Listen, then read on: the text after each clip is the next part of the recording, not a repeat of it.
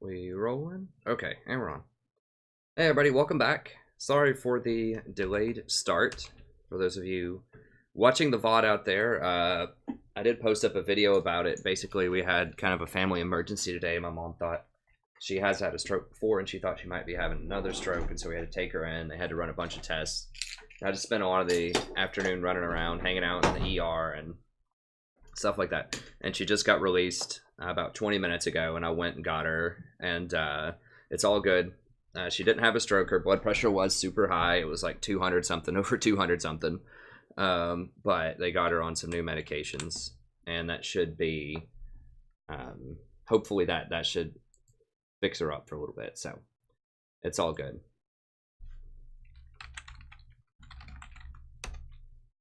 Ha, that's right. So yeah, it's good to be back. Good to be back. Okay, let's go ahead and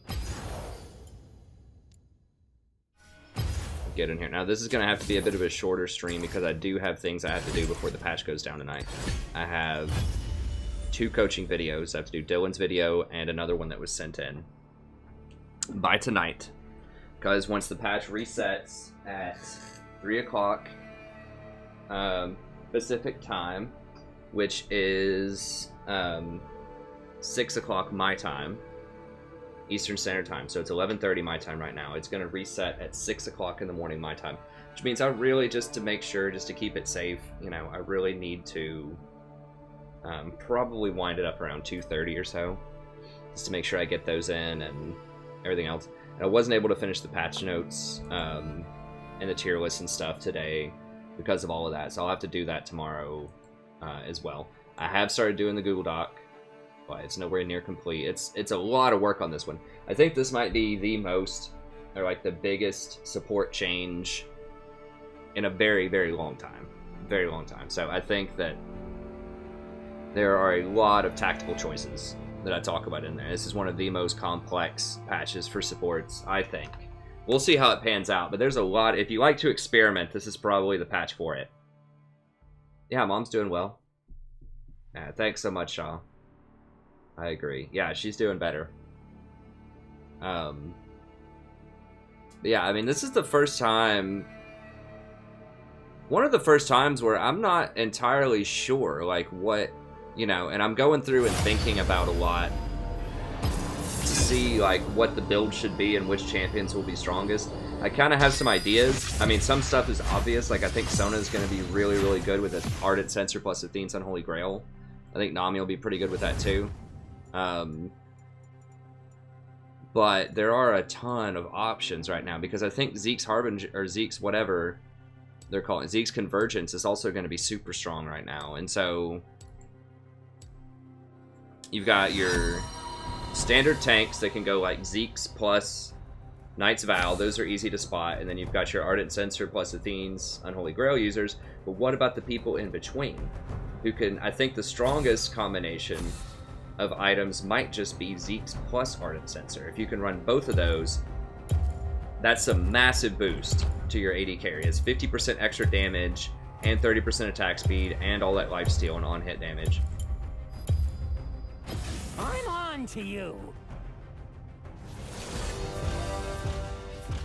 Lucian ban, what? Ooh.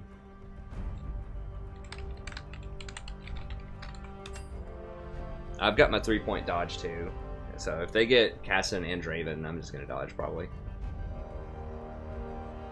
We'll see.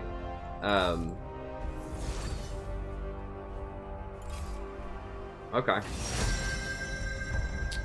Caitlyn, huh?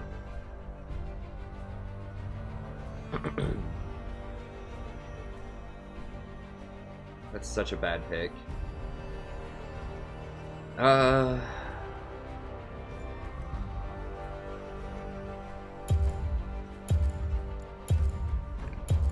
Guess we'll do Sona. I mean, we're all in on team fights pretty much. Like, we can't split push. Malphite's just god-awful at split pushing. He can't beat anybody. So we're just going to have to team fight, which means that, you know, our main hope here is that Malphite comes in and gets like a triple knock-up, and then I knock everybody out with, or then I stun everyone with my ult, and then other people clean it up. basically. So I picked her just to have a nice team fight combo with Malphite. And she's pretty good at getting through tough lanes also.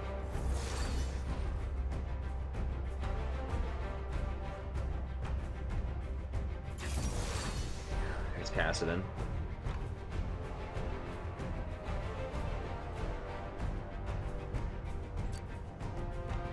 Can we beat Kassadin?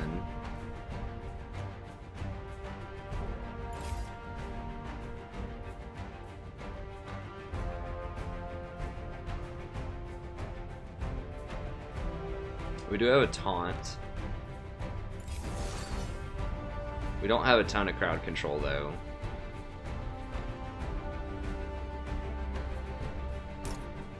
Well, I definitely, if I'm gonna play it, I definitely need a lot of exhaust. A lot of exhaust, so for Kassadin.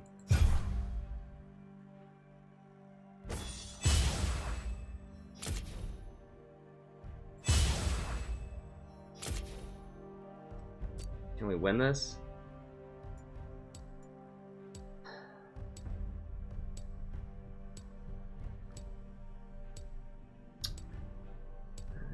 I guess we'll play it. We can't, like, we have a good team fight. But the Kassadin is going to be a huge problem. Like the problem if you go something like Malphite is you don't have a split push option at all, because he loses to everybody in a split push. He's strictly a team fight champion, basically. So you don't have a split push game at all, which sucks.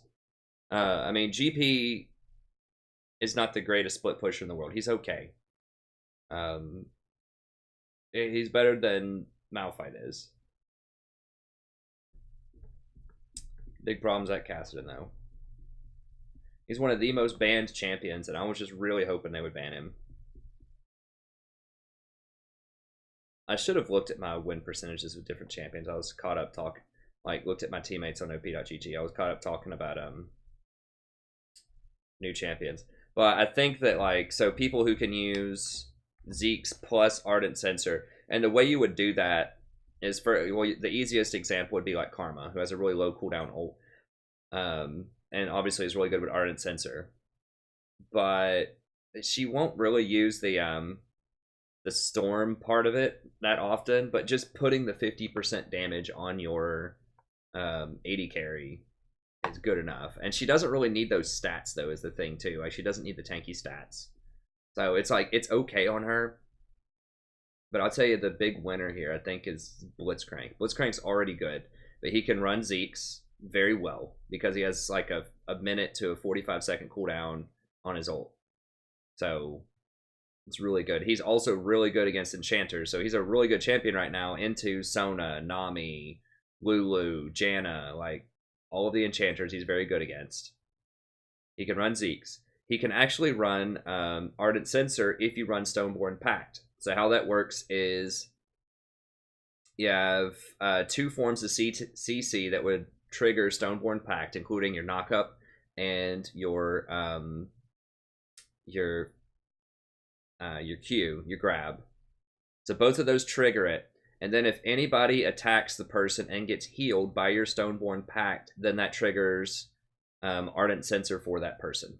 Now, this is an old school thing that just hasn't been utilized very well by a lot of champions. This is what Firewall talked about in a video a long time ago about the Ashe support, right? Like, that's how they were trying to make Ashe support a thing. But the reason it didn't become a thing, and the reason that Ashe support was garbage, is because she can't use AP. Like, she doesn't use any of those stats. She doesn't need mana regen. She doesn't use AP. And her itemization is just awful. Like, their AD supports are just not good right now. Misfortune, like, AD carry supports. Misfortune is an exception because of the way her E scales and her utility with Black Cleaver a while ago. But Blitz can do that because he does benefit from AP. He has a 1.0 AP ratio on both his ult and his hook. So he does benefit from that extra AP off of Ardent Sensor. He does need mana regen. He does like the move speed off of it. So he uses most of the stuff really well. Now, he doesn't necessarily need the plus heal and shield power, but remember that that also increases the healing from the Stoneborn Pact, which is not a huge deal, but you know, that's whatever. It's not great on Blitz, right? Like, obviously the plus healing shielding is not great, but everything else is pretty good on him, and that's pretty good. And he can trigger it with both his knockup, which is on a 5-second cooldown, and his hook. So the fact that he can run Zeke's and Ardent Sensor legit means that you can give them the 50% damage and the Would you prefer the good cop or the bad cop? 50% damage and the extra attack speed and the extra on hit. In addition to him just being, you know, really good at picking people. Now he's actually going to be pretty good at team fighting too. Also, don't forget that the Zeke's Convergence, that little storm that gives the area of effect slow, also triggers Stoneborn Pact. So anyone that hits any of those people that have that slow applied to them is also going to get the heal. So that Zeke's Convergence with Stoneborn Pact and Ardent Sensor is a pretty potent combo on several champions. And I'm doing all this research to try to give you the best info that I can about that stuff. That's why it's going to take me a little bit longer to do this patch, most likely.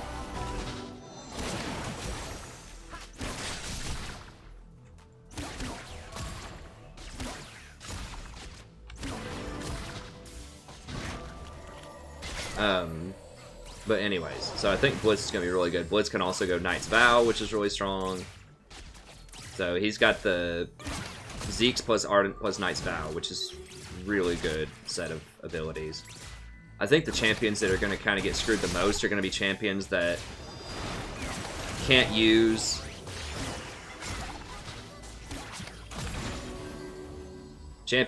really use Zeke's or Athene's Unholy Grail. Those are going to be bad. Like, it's going to be a hard knock life for those champs. So champions like Thresh, it's going to have a hard time, I think. He can't even use Knight's Vow either, really. Because now you can't just get Locket and Redemption because they're garbage. You have to get, like, early... They're not good early on. You want to get them as, like, third item. And you need to have a very specific setup for them. Like, you need to have a bunch of tank items. In other words... You know, you really want, for Redemption, you really want plus healing items. You really want to be able to run Ardent Sensor, and you can't do that with,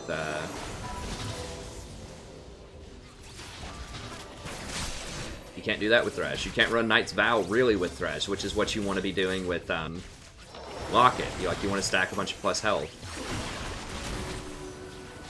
Okay, we almost got him. Who's their jungler? Graves. So, Thresh is going to get screwed. I think that... I mean, Thresh has a really good kit, but his itemization is going to be very poor. Rakan is another one. Like, he could still be good because he can use Ardent Sensor, but he can't use Knight's Vow.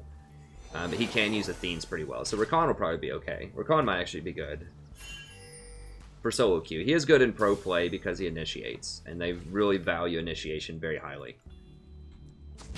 On some people, like on Aphromoo, for example. Aphromoo is very good with him. Aphromoo is very good on Bizarre champions, just because Aphromoo is a very good champion. Not Bizarre, but like, kind of out of left field champions, you know. Sort of like Bard. Like, he's good on Bard, he's good on a number of sort of unorthodox champions. Jesus, this cannon minion, though. Holy crap. Dude, this cannon minion is like MVP. What?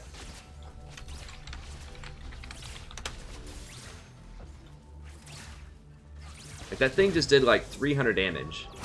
I just gotta keep hitting her. My mana management's much better than hers, so she's gonna run out of stuff before we do. But I'm researching all of this, and I'm gonna try to give you the down low as much as I possibly can. I think Gragas is could be really strong. I've been experimenting with Gragas. But Gragas can use Zeke's, and he can use Ardent Sensor. And he could even use Athene's if you wanted to.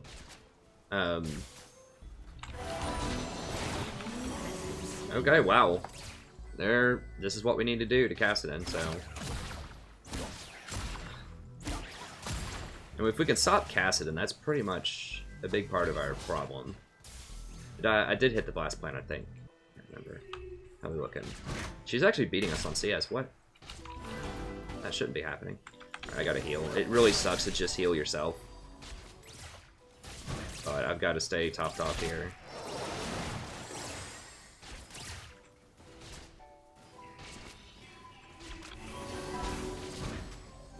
Oh, okay. Yeah, Gragas,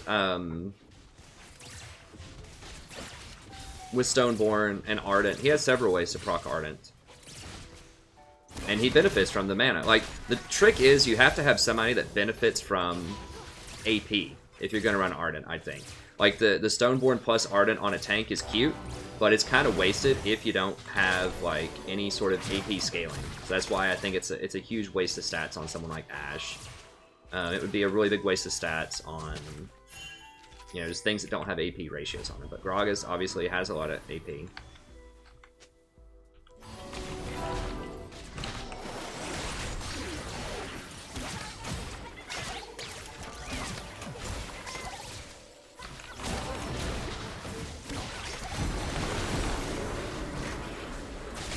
Rammus could come over here, potentially.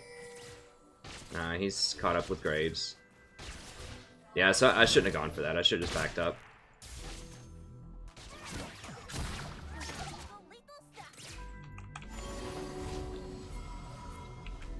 Nami's way is pretty strong. Oh, I played with Queer Love, I think. I don't know. I'm gonna push in, but I've got to buy. Nice. They are really crushing this guy. Like, really crushing him. Alright, I'm going hard on the mana regen here. Oh, no. Oops. Can I do that? Okay, there we go. Yeah, I'm just going to go really hard on the mana regen.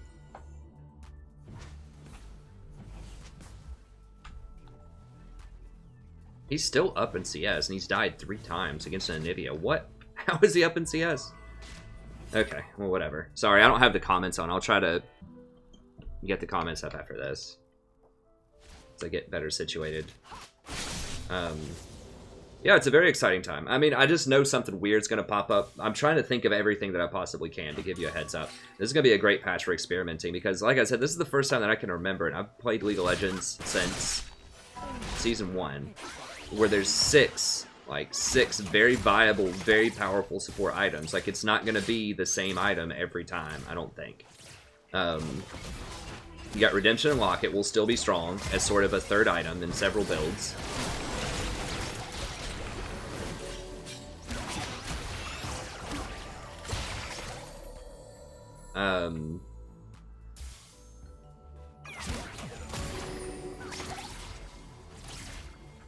And then you have Zeke's and Ardent will be like the best rush items. And then you have Knight's Vow and Athene's Unholy Grail. It's just like 2 like really powerful like second items. So like that's never happened. Like there's almost in every meta there are like 2 support items that are really good that you have to rush, and the rest of them suck. But this is the first time where I think there's this many different options.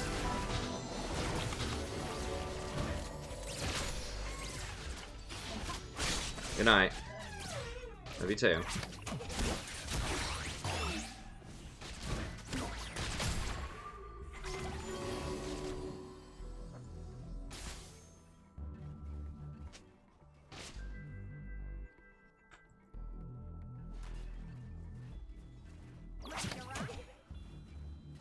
We have here basically even on items. We don't know where Graves is though.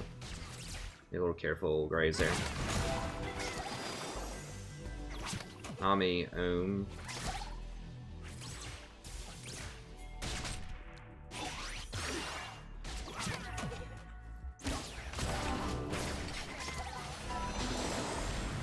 It's fine. I just want to make her use her mana. What does she have? Okay, she went Sidestone. We're more combat effective right now because I have the Forbidden Idol. An enemy has been slain.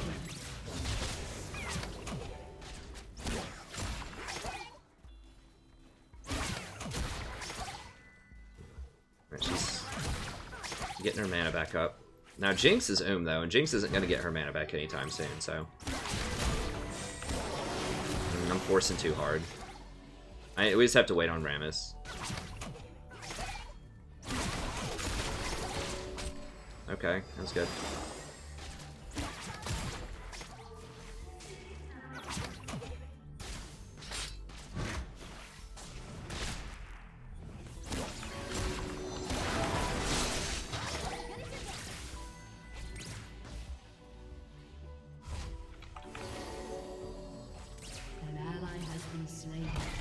For real?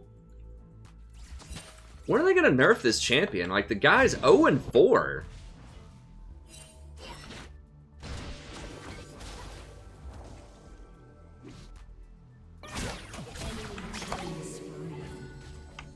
I mean, Cassid's literally 0-4, and he still was up CS. And he still was able to kill people, like, easily. Why has this been going on for several patches? Like, why don't they nerf him? It's so dumb. I guess I just have to start banning him and give him Twitch.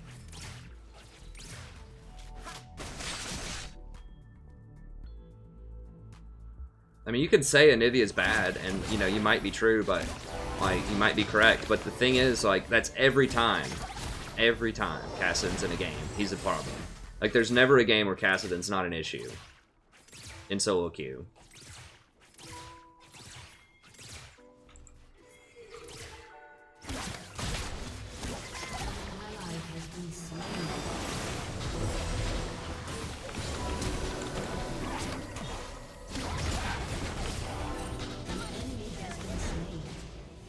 Like, sometimes you win anyways, sometimes, but, like, he's always a problem.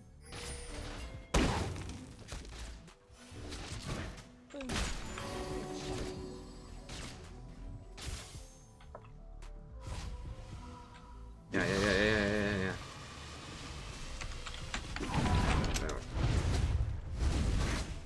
There we go. Rammus does take towers really fast with his ult.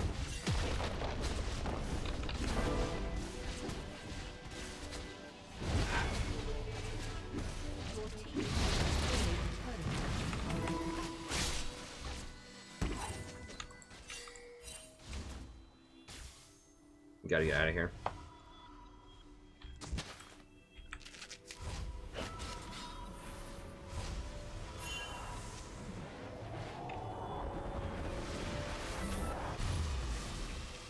He's up like 40% CS on Anivia right now.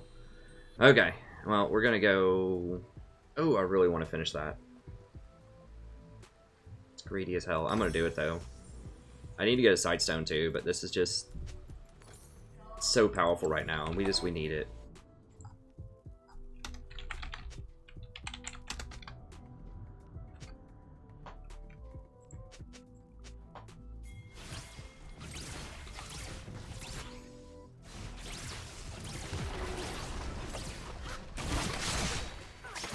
Yep, sit on him.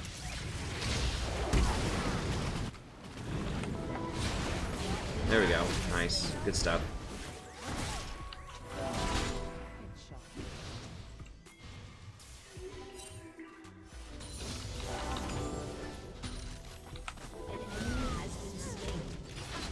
Okay, can we do this? Rammus has his ult back.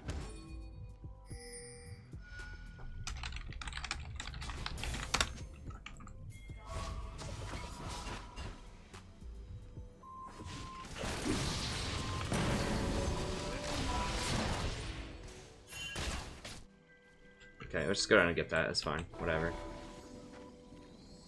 Yeah, he's just gonna wave clear.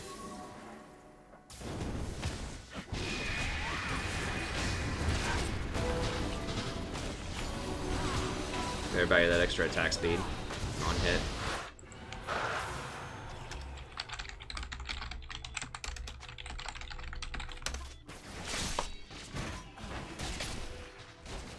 Your turret has been destroyed.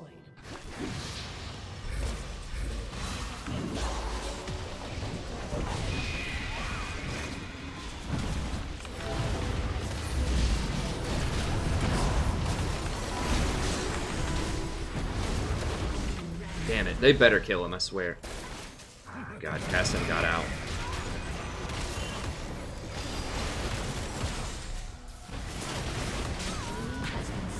I should have just run. I should have flashed out. Graves just, like, obliterated me with that combo. It's like 1,000 damage. One item Graves, 1,000 damage. No problem. Alright, well, we definitely need, I'm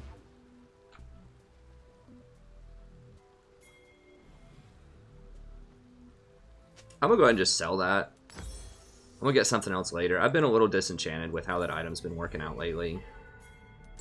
Past the laning phase. Like, getting the 4 wards is nice, but I would rather just have Redemption and lock it faster, honestly. Does she have ult?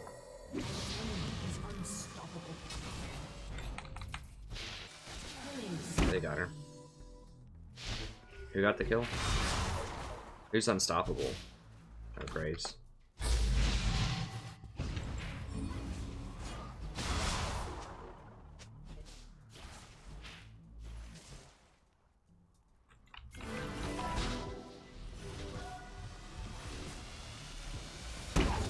I need to get boots also, obviously.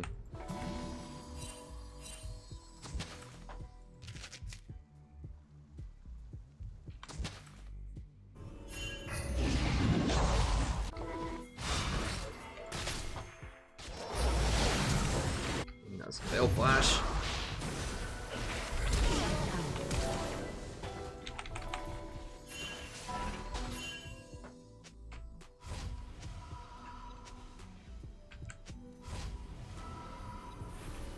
I hate this champion so much. I need to just ban him. I just can't risk other people not banning him. Like, Twitch, you can... I don't know. Twitch is a huge problem, too, but...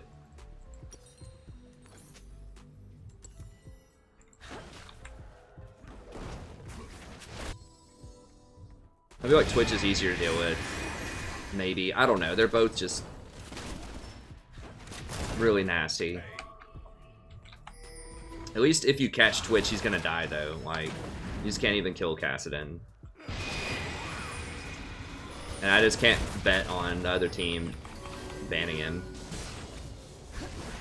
Like, I banned Twitch because people rarely ban him, and almost everybody bans Kassadin, and it ends up being a double ban, but you just can't risk them, like, not banning him.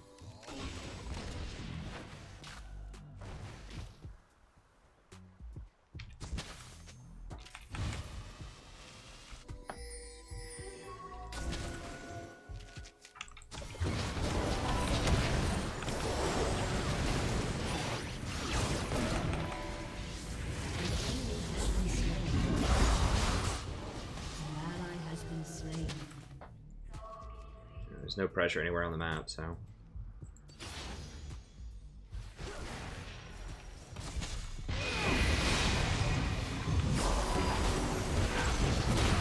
Can we kill him?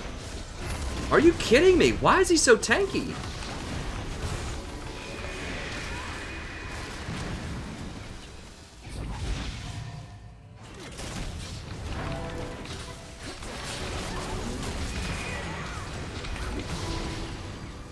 I swear, this champion.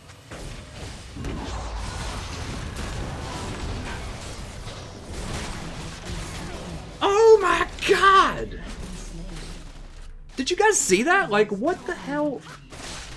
Enemy double kill.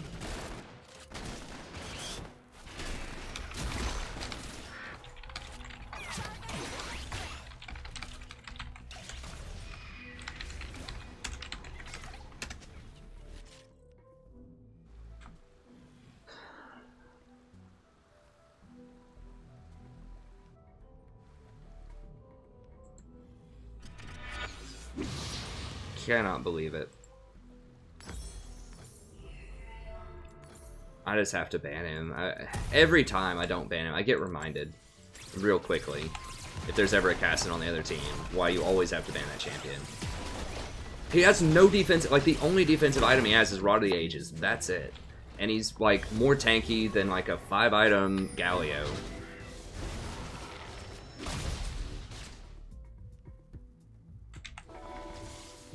It's because of his stupid, like, magic reduction and the shield that he gets, like, every 2 seconds.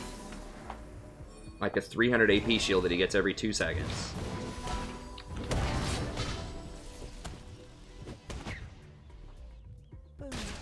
And you might say, well, why don't you see him all the time in solo or in pro play then? And the reason is because they punish him really hard. Like, they just siege and they really abuse the fact that he doesn't have wave clear, but you can't do that as easily in solo queue.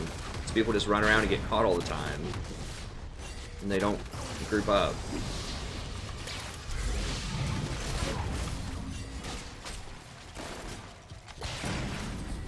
Dude, don't go that far. What?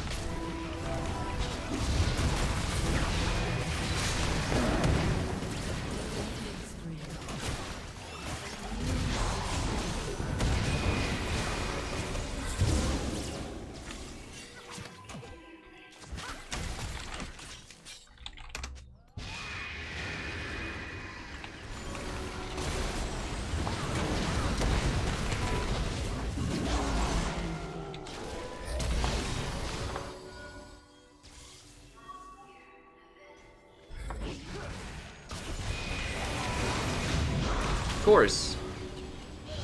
Oh, finally. Jesus Christ. We finally got him.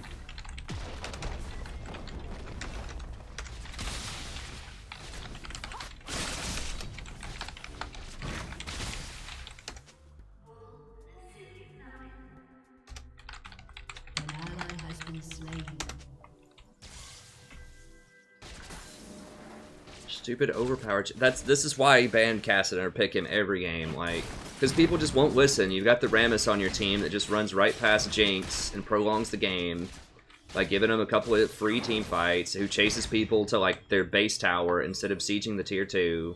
Like, you just don't close out games fast enough in solo queue. Like, you have to ban that champion.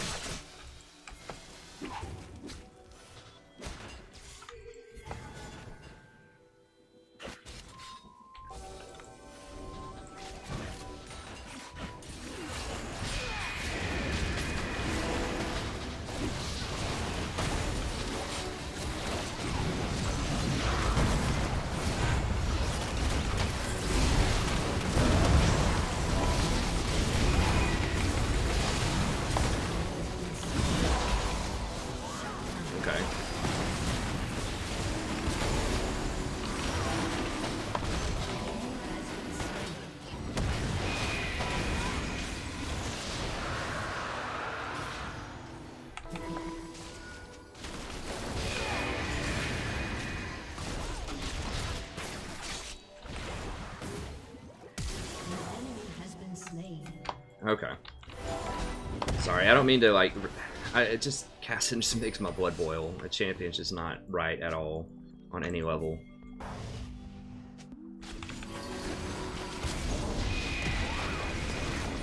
We can still win, it's just a lot harder because of Cassidon.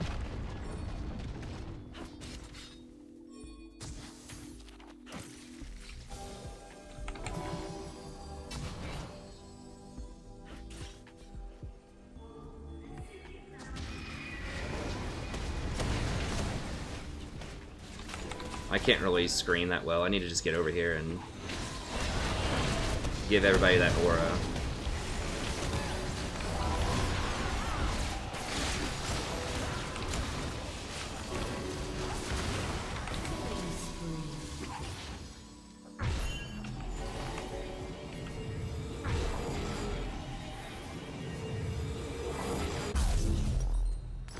And thank you so much for the sub, by the way.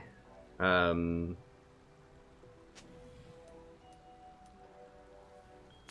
just want more of that, and I guess just Ionians at this point.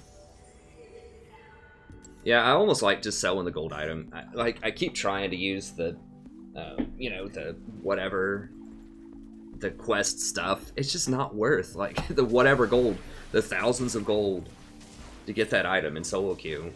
I don't think so. I would just much rather have bigger ticket items. Just redemption and locket. It just feels so much cleaner, this build. And it has been in a while. Okay.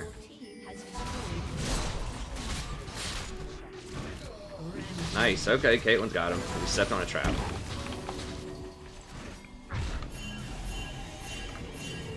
Why is he backing, dude? We gotta push.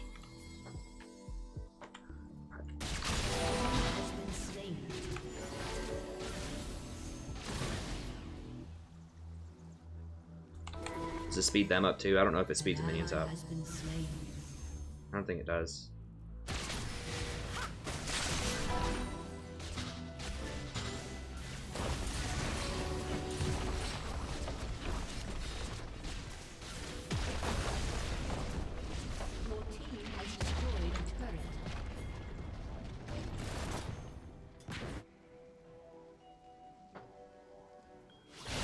We don't have a good splitter. That's the problem. Like, we have to group as 5.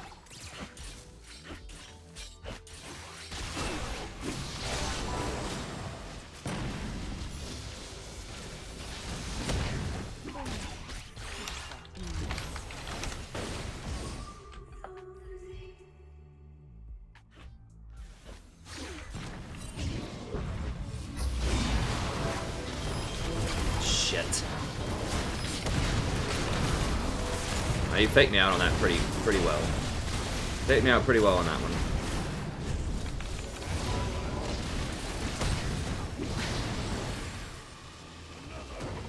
one. Man, I guess I can try. I'll give Fod one more chance. I feel so bad, man, 'cause he just keeps asking me, and we just haven't had success. No, what the hell? Like, legit, what the hell's wrong with this kid?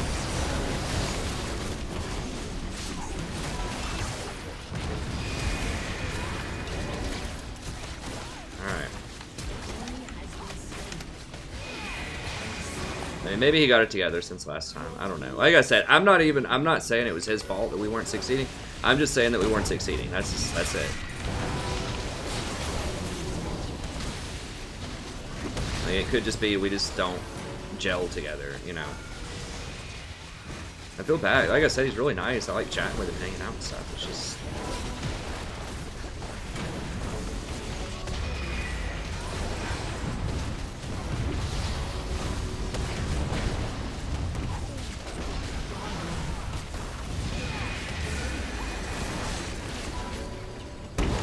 In the game, guys. In the game. In the game. In the game.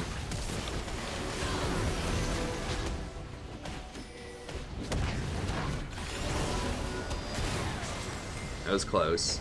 If they had about 3 more seconds, they could have pushed us off that Nexus. We pulled it off.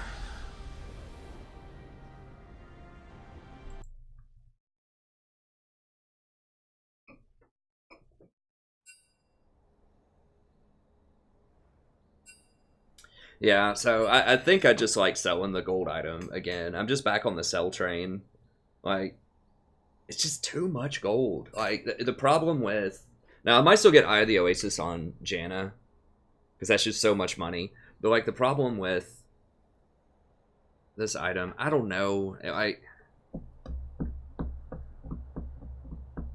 The problem is you have to pay, like, $18.50 to upgrade it a lot. And it gives you back some gold, but you can't...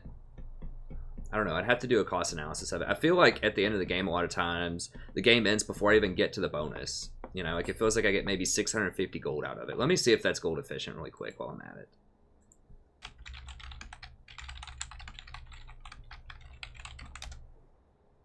Frankly, I don't need the 4th ward that much, because people just don't contest your vision. They don't sweep out your wards at this elo enough to justify getting 4 wards. Um,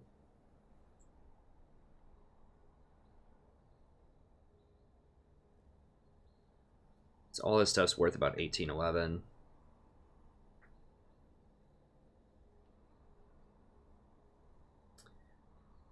I mean, technically, I guess it's gold efficient. You know, if you get 600 gold out of it by the end of the game, you know, you're getting like 200 extra gold. But the problem is, like, Ardent Censer is so ridiculously powerful, especially on Sona, that it's worth so much more than just gold efficient. You know, it's like 300% gold efficient, and this is just, or more. It's like sometimes even 400% gold efficient, depending on how many champions can use that auto attack thing. And then Redemption is also, you know, like 400% efficient. And this is like, you know, you got to get 400 gold on it before it's even 100% efficient. Like, it's got all kinds of cool stats and everything. I'm just not sure that it's worth it, even with the tribute. Because you just can't trigger it outside of lane that well. You can't just walk up and auto-attack people to trigger it. Like, you trigger it sometimes in fights, but it just sits there full a lot of the time. So, I don't know. That game, I'll tell you, felt a lot better in terms of my itemization curve. Because I didn't spend 1,800, you know. It's almost like you're buying the entire price of an Ardent Censer to upgrade it, you know. Like, yeah, okay, I could start getting a little bit of extra gold and have, like, an extra ward and some, like, okay stats. Or I could just straight up get Ardent Censer for almost the same cost, you know.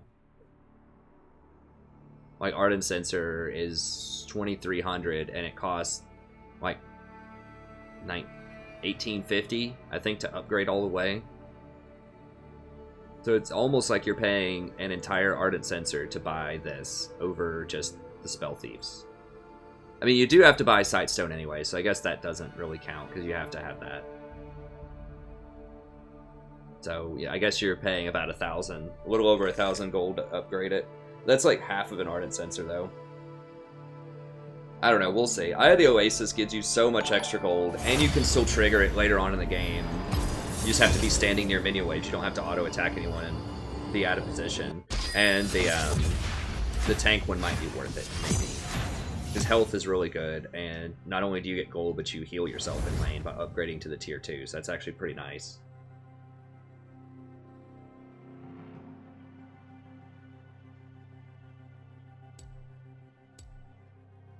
Oh, he was hovering Draven. I got excited.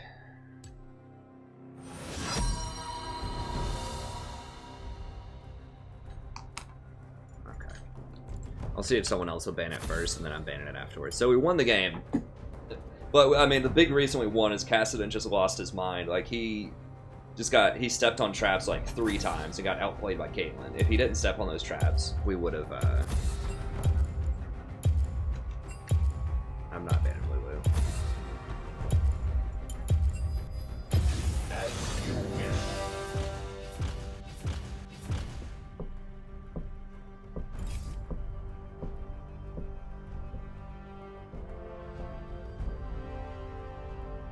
Okay, let me get the comments going here. Sorry about that. I've just been excited talking about all the new items and such.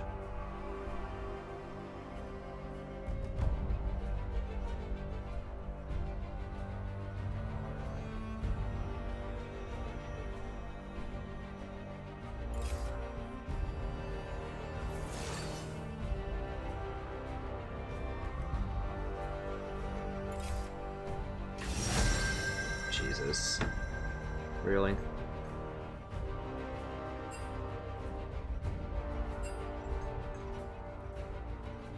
I gotta look here and see if this guy's really good or not. Okay, so what would I do then? I could do Janna. Janna's very good with Master Yi. Guess I'll just do Janna. The Tempest is at your command. Alright, and let's just hope this guy's like one-trick Vayne. I'm betting nay, but we shall see.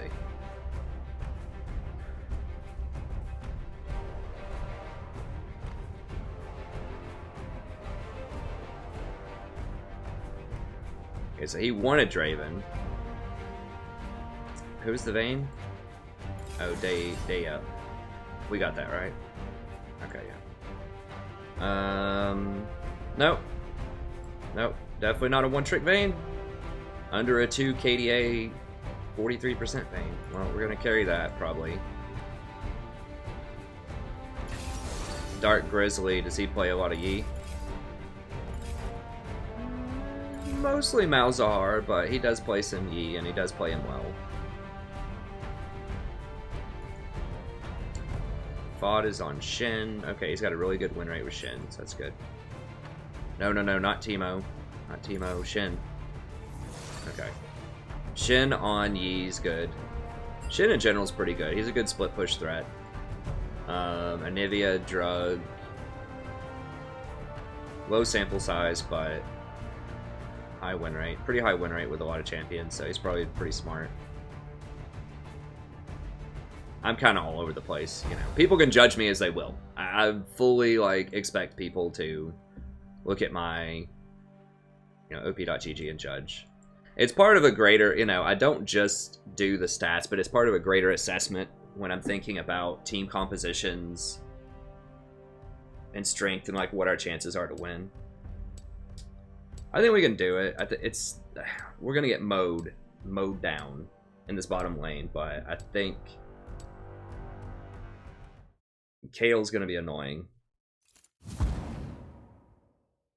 I think Shen porting onto Yi, and if I can keep Yi alive, then Yi can carry us through.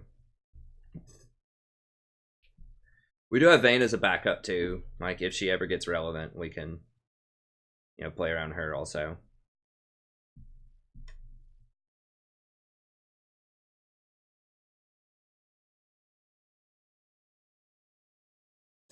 Okay, I'll try to answer some more chat questions here. I mean,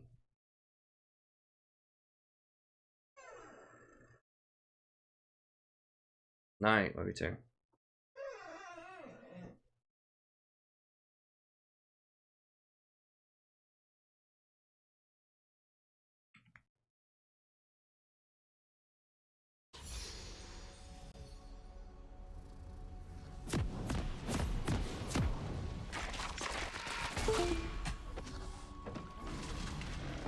Well, Fod's top lane. I could get on voice with him, but Swiftly.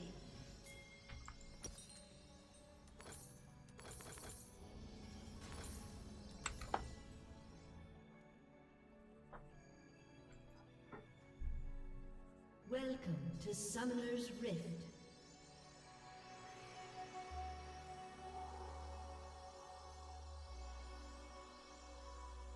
With ease.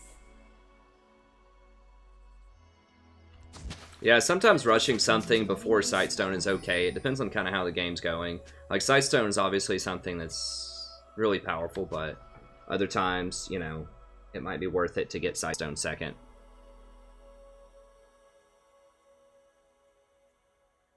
But it just depends. Like, last game, I think I grabbed Ardent first because we were so far ahead. And we were just going to be pressing lanes. And I knew we'd take a couple more towers pretty quickly. Like, we got middle pretty quickly, and we got another tower. Like, I knew I'd have another 800 pretty quickly to go get Sightstone.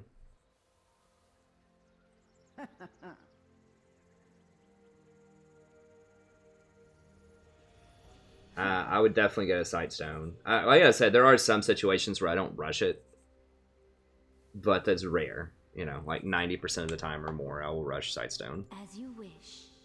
Because it's not just for, like, you got to remember, it's not just you not getting ganked. Like, sometimes people think, oh, if I play safe, I don't need Sightstone. It's giving your whole team intel on their jungler. So it lets other people play safe or play aggressive. You know, if they know the jungler's not on their side of the map, they can get more aggressive. So, you know, it's not just for saving your own butt. So even if you're safe, it can still be helpful to get a Sightstone just to help other people, like, make decisions about what they want to do.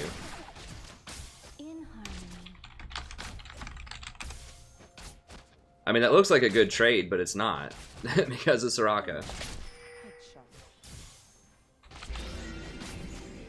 Like, unless we're putting damage on Soraka, it doesn't matter. Guys, don't worry about like what ELO people are in. And people can ask some, you know, they can have a divergent opinion about things. We try to be welcoming for all opinions and views here as much as possible. I may not agree with it, but I'm sorry to hear that, Tiny. It sounds unfortunate.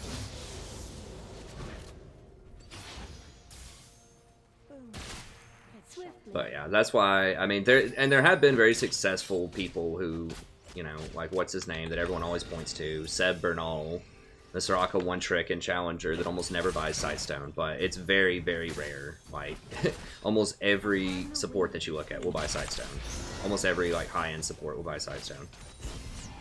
I think it's a mistake not to. Like I said, if you're just absolutely slaughtering your lane and you have like a really important power spike at level 6 or something that you want, like for instance, if I'm playing Zyra and I know their flash is down and I'm just about to hit 6, then sometimes I'll get an Amp Tome. Like an Amp Tome and Ruby Crystal instead of completing Sightstone because I really want to kill him at level 6.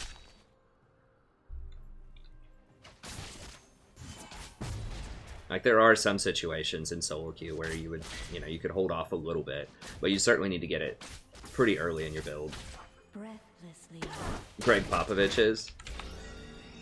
Oh, is that like a player? I just remember him being like the Spurs coach. I think he is still the Spurs coach.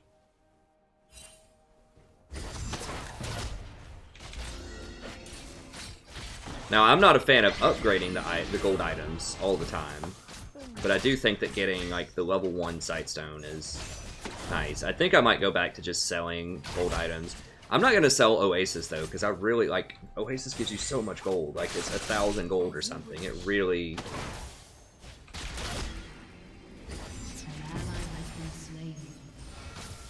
pays for itself, I think. I don't know. I'd have to go and do the math on it. I mean, maybe it's not worth.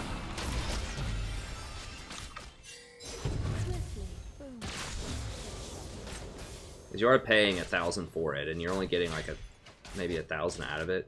You do get the extra skill point, which is relevant, but maybe it's not worth it. Maybe I could try this game, just not upgrading it, just rushing Ardent Sensor faster.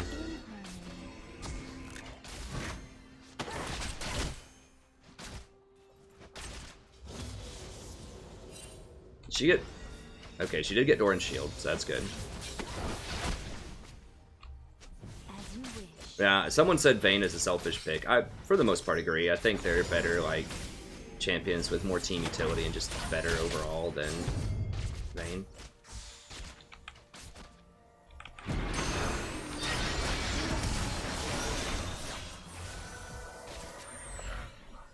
I wanted to get Soraka, but she was just too far ahead.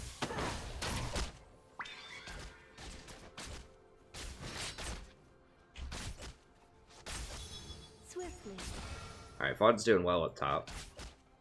That's good. Like I said, I kind of like him in the top and the mid-roll more. I feel like he just doesn't have as much experience on 80 carries.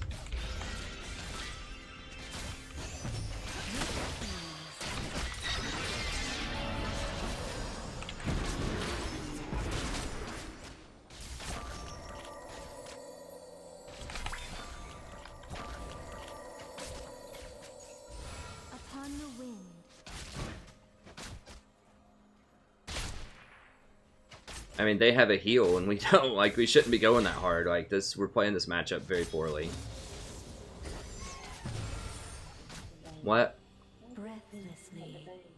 Oh, no, it's...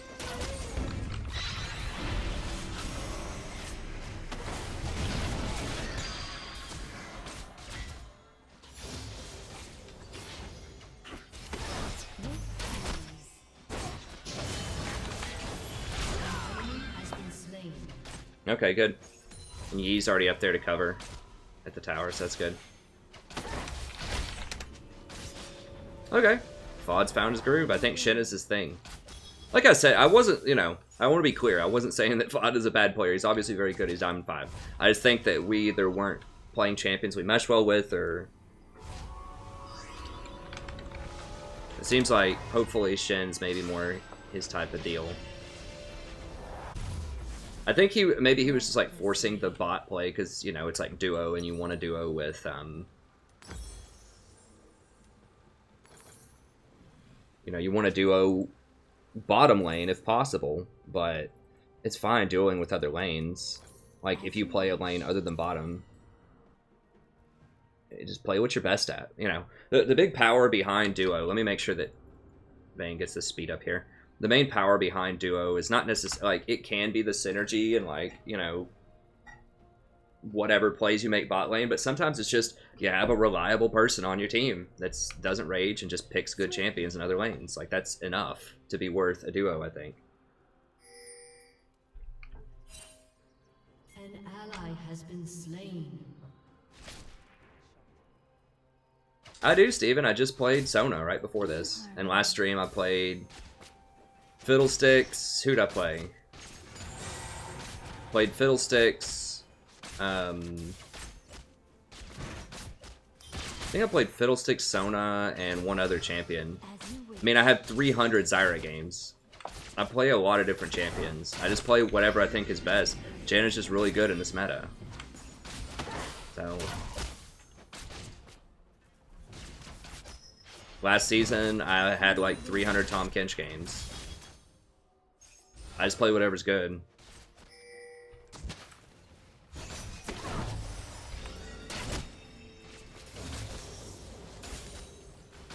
Played a zillion Malzahar games in like December and January. Oh, Nami. Yeah, I played a Nami game last stream. And yeah, I do play other stuff in Flex and Normal. Like, I played some Gragas in Normal I've been experimenting with. Sometimes I played Thresh. You know, I play other things, but... yeah, the majority of the time, you know, when I play solo queue, I'm playing for keeps. Like, I'm playing to win.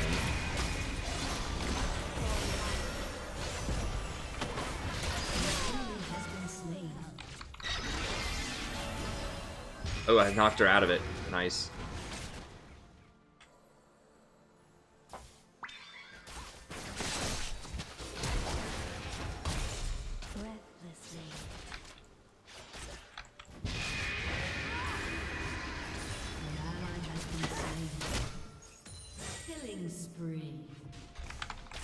Alright, yeah, he's on tonight. He's good. I think Shin's his homie. Shin's a very good pick. Right now, I think. Shut down.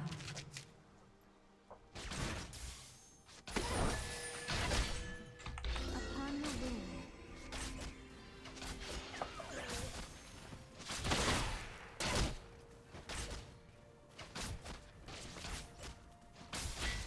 Oh, that's fine, Steve. Yeah, I know. If you're new to the channel, like if you only watched for a little bit, it will look like I do play a lot of Janna. And that's true at this juncture.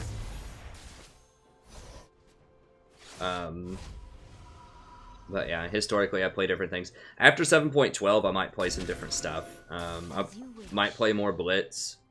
I think Blitz is already good, but I think he's going to be really good with Zeke's Convergence. Might play Gragas more. Tahm Kench is probably more, because those are both really good with Zeke's Convergence. It depends on how good that item is. We're going to see. I think it's going to be really good. Your turret has been destroyed. An enemy has been slain.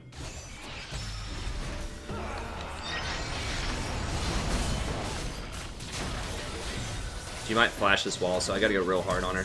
Yeah, she flashed it.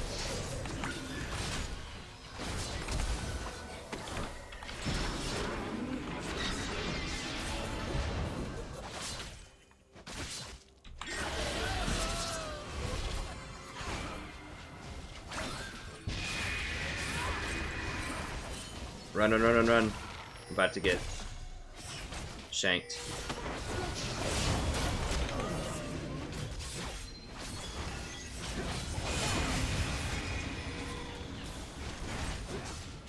Yeah, let's just get this.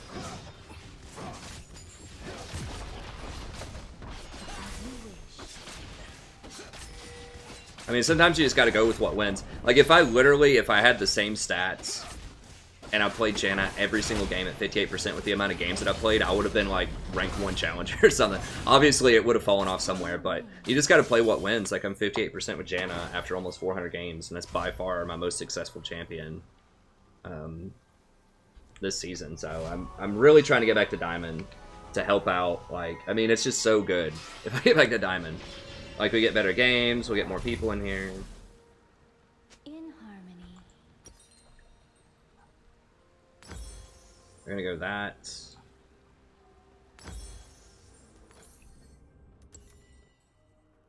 Let's see, what's someone saying? Support that can go Convergence, Locket, Relic Shield. Yeah. I mean, I think the best combo, and this is a weird one, but if you can get a support that goes Convergence, Ardent Sensor, that is the ticket. Because that's going to give you the Ardent Sensor buff on a lot of people, and the 50% damage on Convergence. That's just going to, like, put your 80 carry through the roof in terms of damage. Now, there aren't many champions that can run both of those successfully. Like I said, Karma can kind of do it. I think Tom Kench with Bond of Stone is really good. You got to remember that Zeke's Convergence with Bond of Stone, the slow off of Zeke's Convergence triggers Bond of Stone, and the heal off of Bond of Stone triggers Ardent Sensor. So if you have someone like Gragas, who likes the AP a lot off of Ardent Sensor, so it's not a wasted stat, and he can run Bond of Stone, and he has 3 abilities that can proc it, in addition to...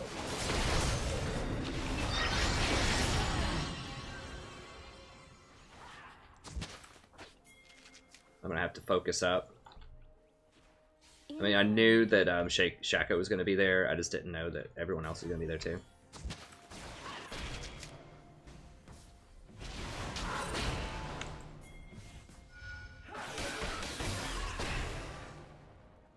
With ease.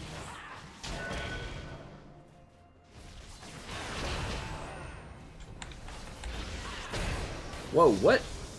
What is that damage?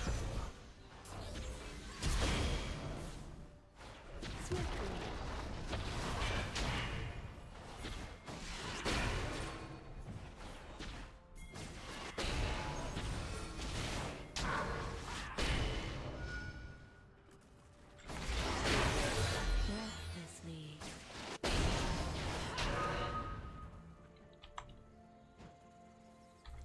Really? She's just walking out. God, champion's obnoxious. With ease. Does she ever run out of mana? Like, what are the mana costs on those Qs?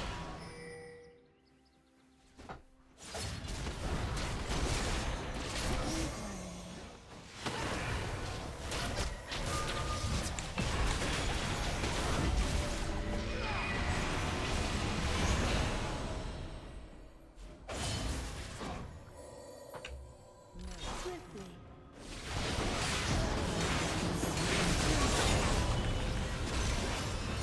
Okay, he's splitting bot, which is good for us, but... Man, I guess she's pretty fed, but holy crap, like, that's obnoxious.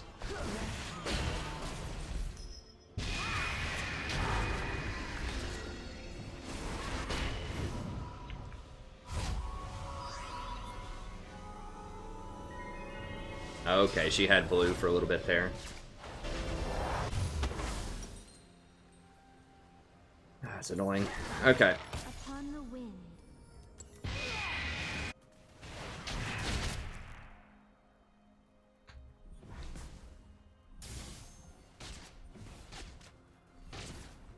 I think the AP supports are going to be kind of...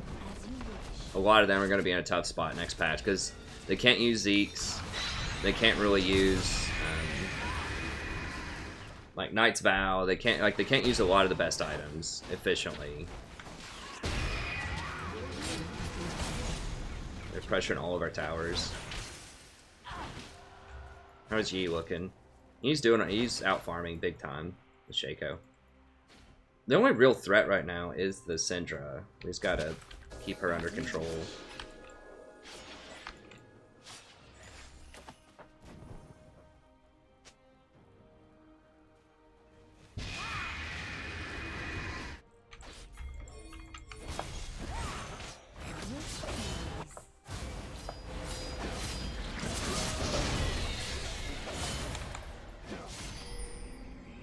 Where's this piece of crap? Come here.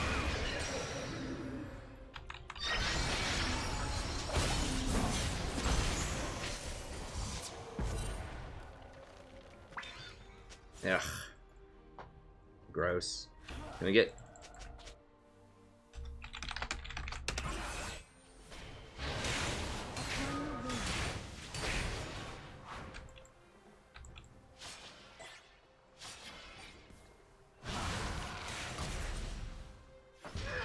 They're gonna get the tower. Ugh. This is... We're getting out macroed big time right now. Boy, the Ruined King Ninja Tabi Vayne is not doing us any favors. He's already back, full health. This Vayne's just worthless. I mean, she's got 3 kills, but it still feels like she's just completely worthless.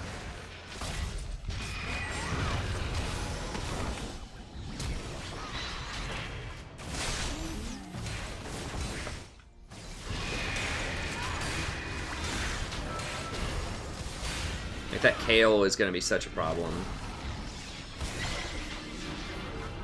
And Anivia's just not hitting anything. As you Anivia has great wave clear, but she's going to get egged.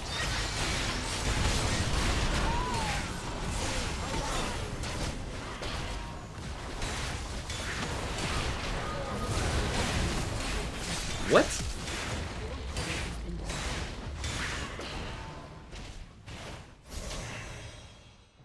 Like 900 damage?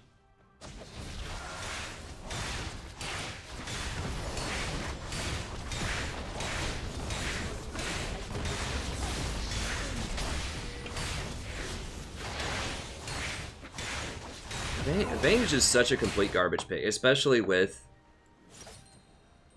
Orc. Like, that item is so bad. I know I sound like a broken record, but I wish people would listen to me enough to quit running that item. Okay, if Vayne, or if Yi gets like 4 kills here. Did they get inhibitor? Bless, they got the inhibitor.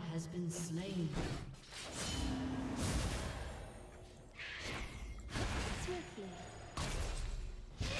I don't think I've seen this Anivia hit a single stun. Like, literally a single stun all game.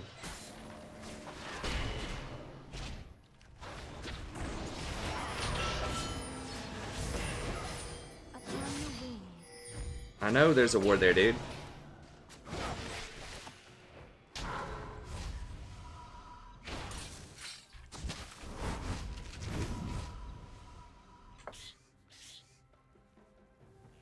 With ease. Why? Why? I mean, I guess on Yi it's still alright, but when it's like we don't have burst damage for the Syndra right now. Like, if Vayne had Infinity Edge plus Zeal or whatever, like, we have a prayer where if she tumbled in and auto attack, she could crit the Syndra for like 1,000. But we don't even have that. Like, their team doesn't have any tanks. Like, literally doesn't have a tank. And people are still building Vort. And picking Vayne. Like... I'm not really that dark. I'm just annoyed. This is like the top 1% of players. I think half the people in here are platinum. Or, diamond, rather. And they're still building this garbage. Like... It's just really poor composition and macro. As you wish. It's fine. I mean, we can still win. It just makes it a lot harder. Like, if we had a Twitch right now, instead of a Vayne, or a Xayah, or, you know, anything. Vayne just takes so long to get going because she has, like, no burst damage in her kit. Like, the only burst you're going to get off of Vayne is if she pins somebody into a wall, and she's, like, leveling that up first for some reason. Oh, yeah, they're probably on it. Vayne's bottom doing golems. Oh, no, I'm dead.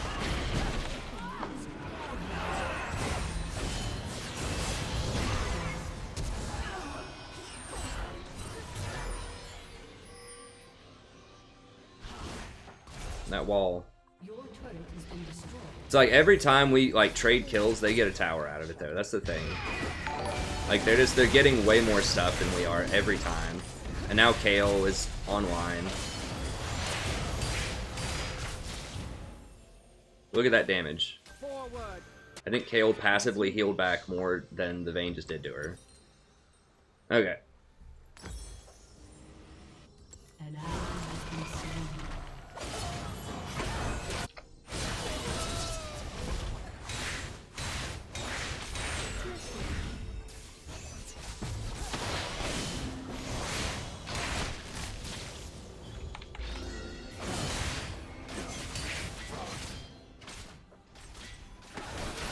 I mean, especially if you're 43%, like, why are you still playing that champion?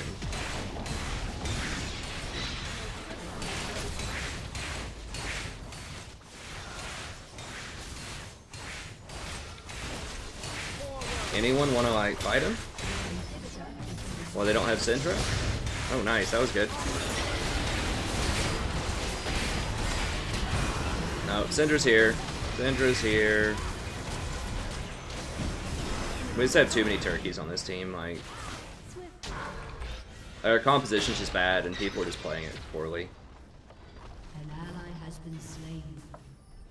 An enemy Like, Vayne was like 3-0 or something, and it just doesn't matter. killing spree. Whatever. Okay, well, FOD did well this game. I guess that's good news.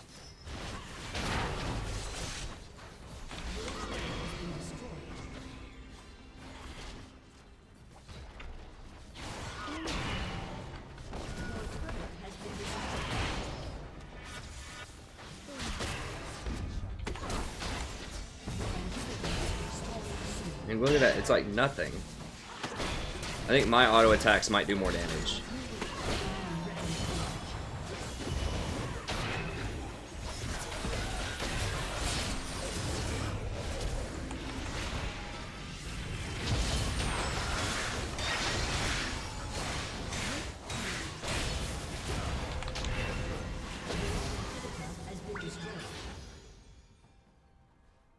Shut down. An ally has been slain.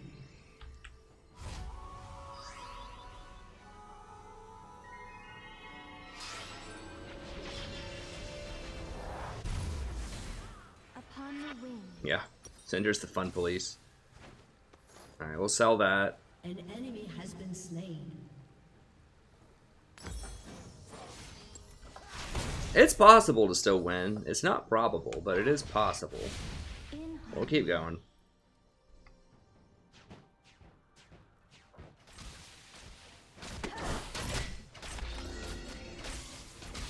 Like, I mean, I've enumerated. If you're new to the stream, like, my hatred for Blade the Ruined King is well documented over 3 patches. Like, the item just doesn't synergize with anything. Like, it's a very good single item power spike if you're a professional player and you really need a lot of power once you hit level 6, because you're not going to get a lot of other items.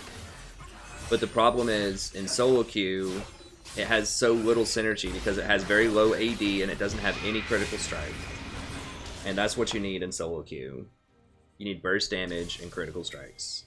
upon the wing. And you just don't have that, because in solo queue you're going to get a lot more money than you will in pro play, which means you can afford all the crit strike items. They also recently buffed crit strike items, to where they're a lot cheaper. I can't...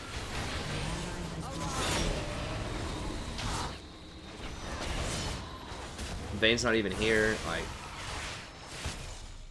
God bless. If like, she's literally missed every single Q. Like, Caitlyn wasn't even looking at her. Well, just gotta give it to him, I guess. Yeah, that must be it. That must be it, Vayne. It's gotta be that noob mid, man. I'm sure you would have carried it.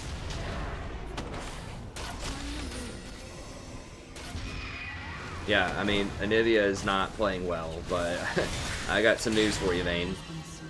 Got some news for you, friend. I mean, to be fair, I haven't seen like huge glaring mistakes from Vayne. She's died 6 times, so something's been going wrong, but it's just the champion in the build.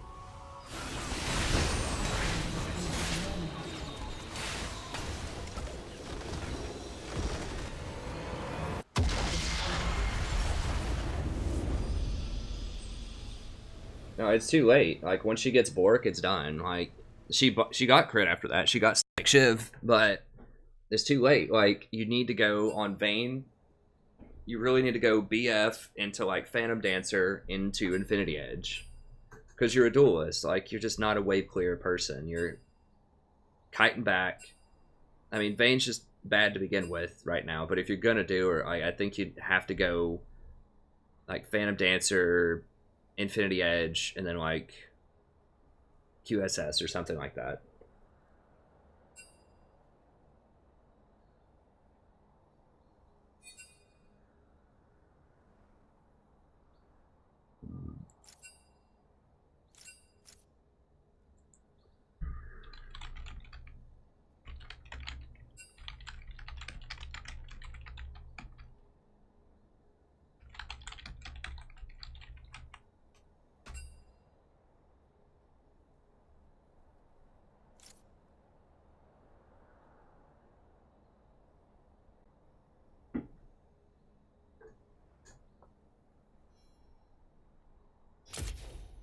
I don't know if he's going again or not. I think the Shin was a very good call. It seemed like he did well on that.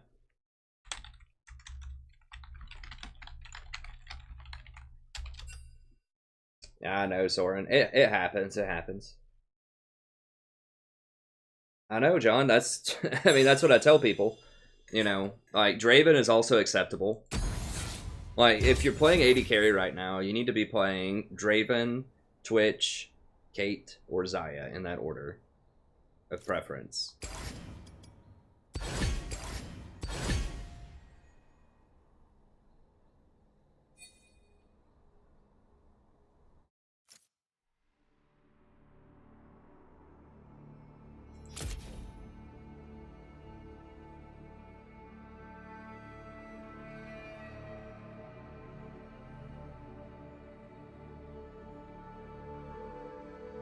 Alright, we'll get him on voice here.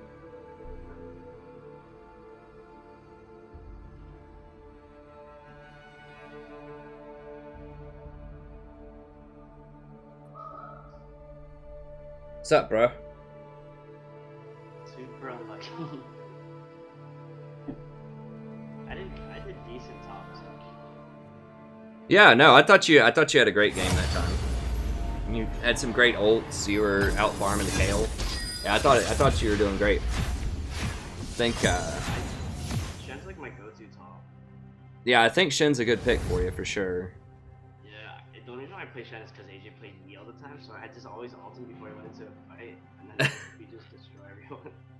But, Yeah, I mean, that's the cool thing about Shen is you can play around someone who's really strong on your team, but he's also pretty strong in and of himself. Like, once he gets a couple of items, he can still split against a lot of other tops. Like, I like Shen.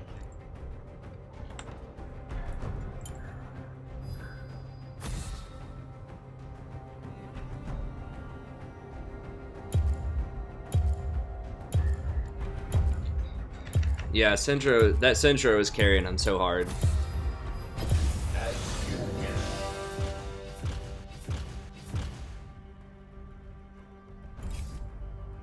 Oh, oops, I muted. Wait, what? Did he mute himself? Are you on push to talk, VOD? no, I just beat myself for a second. Okay, gotcha. I was like, I was hoping I didn't accidentally mute you there. Oh no. Okay. Oh shit.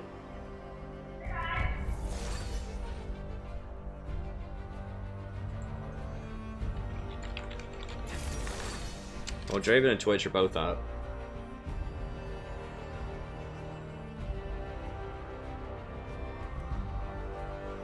Yeah, Braum can be pretty good. I'll have to see the cooldown on Braum. Tell your AD not to go for it. I know, like, it's a tough line to cross because you don't want to micromanage people or they just don't like that. They get pissed. I'm just going Blitzcrank this time. I'm tired of Soraka and all this other garbage. Fired up and ready to serve. Alright.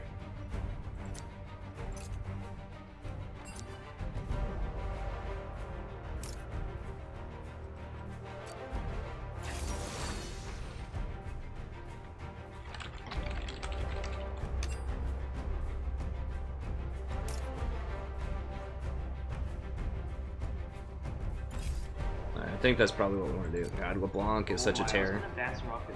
Actually, pretty much great. Like, you can beat Soraka, she's just annoying, like...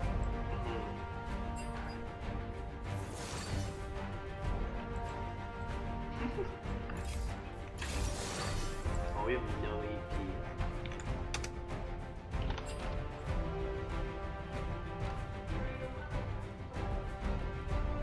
I mean, they have no tanks, so it doesn't matter that much. Oh, Derpy was the guy from last game, I'm pretty sure.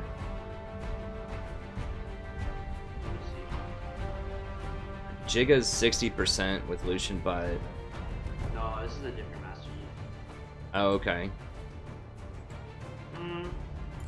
Not bad. It doesn't look like he has any Master Yi games. Yeah, he only has one. Oh my. Who is Jean? Oh. Ramus would have been cancer. Yeah. Hmm.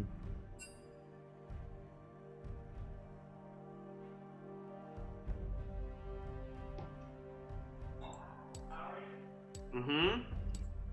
Well, I like it. Frog didn't like it though. Hell, I guess we'll play it.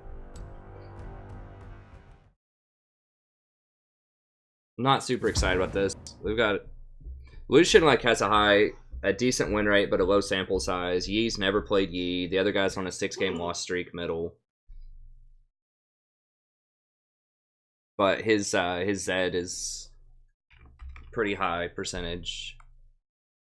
It's like 57% after 134.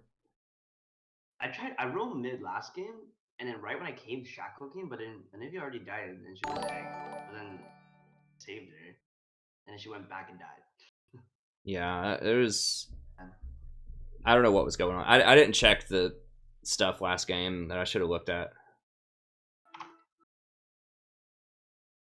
Wait, who's Jigga? Oh, Jigga's the Lucian. Okay.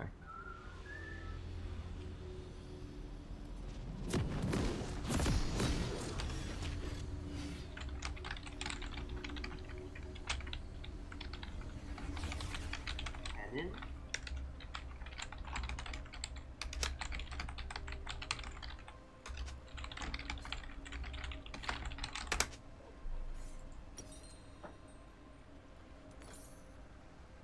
Welcome to Summoner's Rift.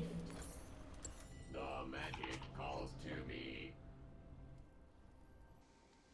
I don't think Lucian needs to build Borg. No, Bork is absolute trash. that's what I'm just like raging to people like 30 seconds. last game about the Vayne building Bork. Precisely. Yeah, dude, I fucked up. When I played Lucian, I don't know why I didn't buy Doran's. Doran's shield. I bought fucking Doran. Yeah, Doran shield is what you want to do. He's going a little greedy with the Doran or with the longsword, but at least he has 3 pots. Gathers no rust. Yeah, a Kate Soraka. Like if it's a good Soraka, she's just constantly spamming those Qs on you. It's really annoying. Is that the same dual bot? Minions have spawned. I was kind of wondering about that, but I don't know. As long as it takes. Yeah, that's right, Happy. Yeah, that's what I've started. People were telling me last game, just tell them what to build. I'm like, you can't do that. People get mad at you, like, but Yeah, some people get really butthurt. yeah. So that's why at the beginning I just try to tell them, hey, I heard this is OP or, you know, whatever, and just like put the idea in their head, but I don't tell them to build it. And you gotta suck up to it. That's right. The magic calls to me.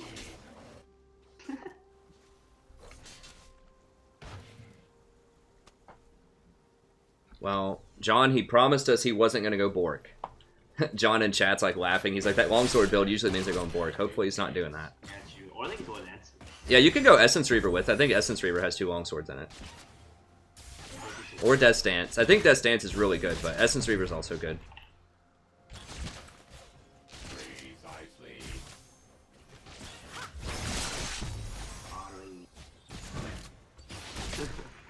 Yeah. We have Master Yi though. I mean, even though hopefully the guy's, I don't know, he's never played Master Yi, but if Master Yi gets Gathers no rust. super I fed, think they get counted to the vote.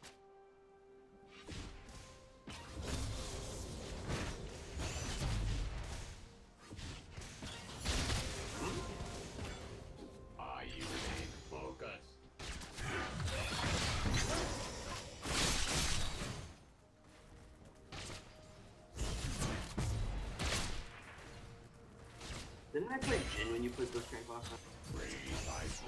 Maybe, yeah, I don't remember. My Jin rate is so high, but Jin is so shit right now. That's from like earlier in the season, probably, I would guess. Oh, Jin has been getting a few more buffs. I think Jin's okay. Like, I don't think he's a top 5, but I think he's okay right now. Better than Lucian. Better than Vayne. Yeah, Elise is over there near Yee's red.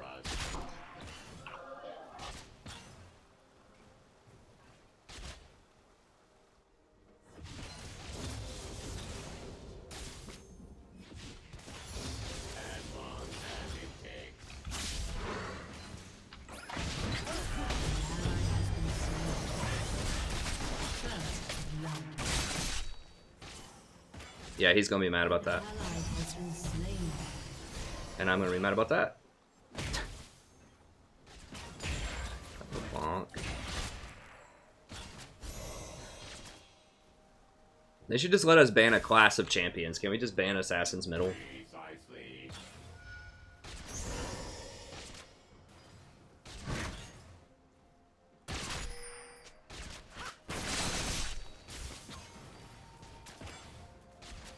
As long as it takes.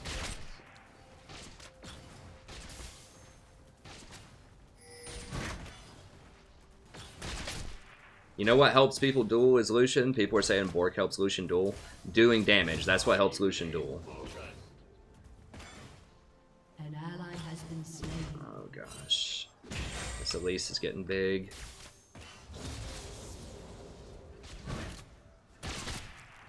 The magic calls to me.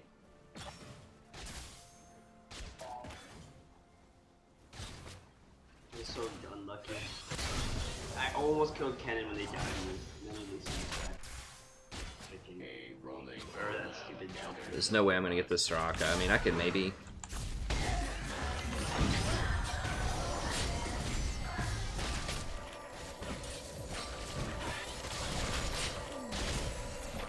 Have to flash. God bless. Lucian.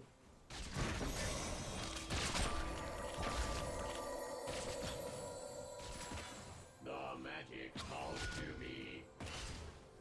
You gonna come down here? Alright, let's go.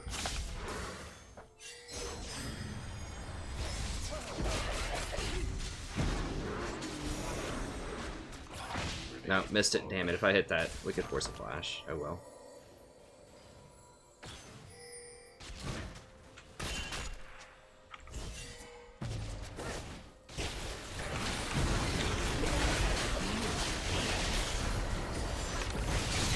Ah! God. Really? She had one spiderling, and that spiderling blocked the hook from all three of them.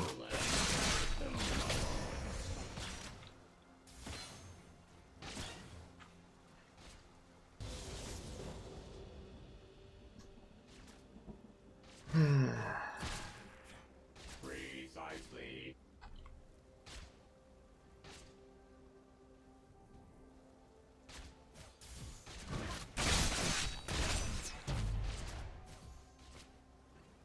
As long as it takes. An ally has been slain. I should have just dodged. That guy's on a 6-game loss streak for a reason. Even though he has a pretty good win rate with Zed. He's just probably tilted out of his mind right now.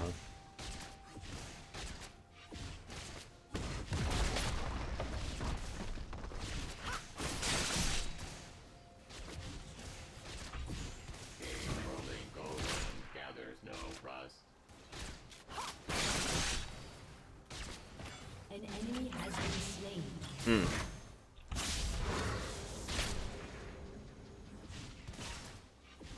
Figured it was worth a go.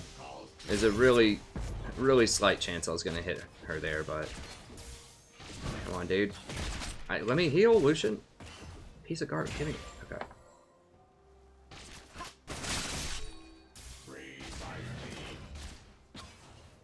I need to get Soraka. It's just really like she's playing like 50 miles back, off the Caitlyn. Like, there's no way I can hook her.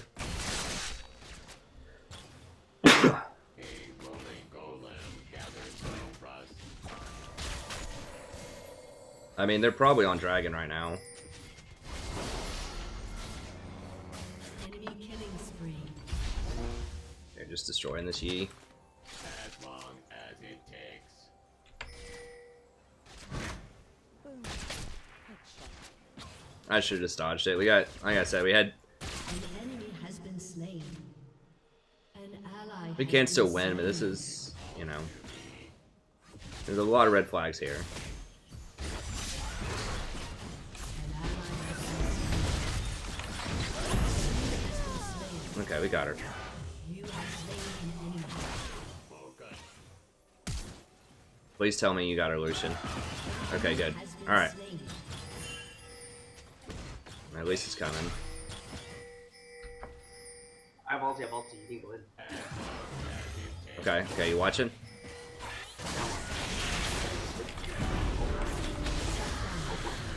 Okay, nice. Alright, let's go, Get damage, or I can go drag out. I have TP. okay. Dude, I'm Let's so get far Dragon. behind in CS right now just because of freaking Now.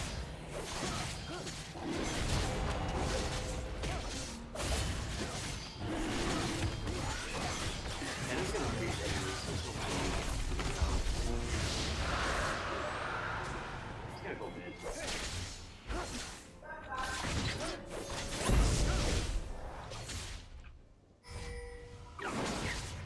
Go with a W.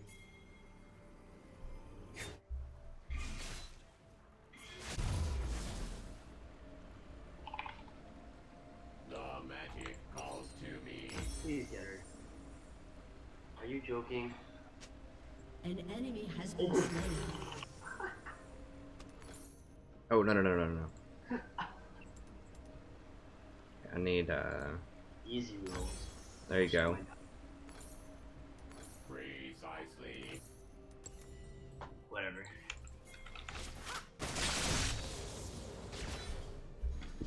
Or Lucian. Okay, yeah, so Lucian's pulling Essence and he's free. That's useful.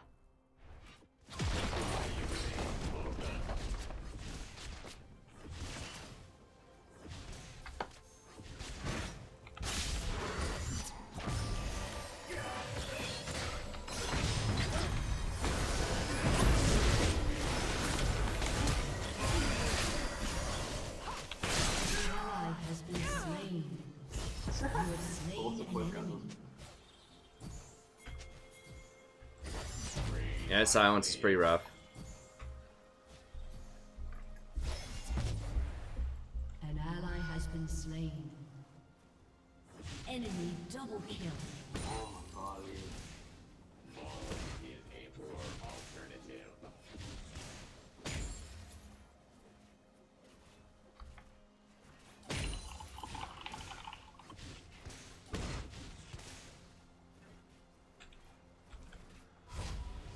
Your turret has been destroyed. The magic calls to me.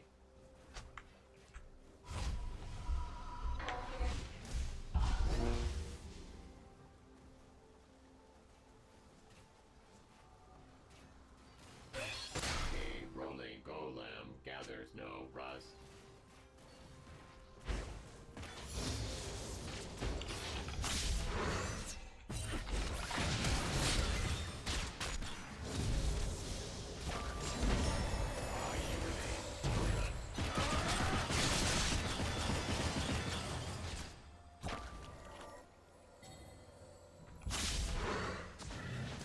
Yeah, we gotta make sure that at least doesn't come down here when I try to make this play. Gathers no rust.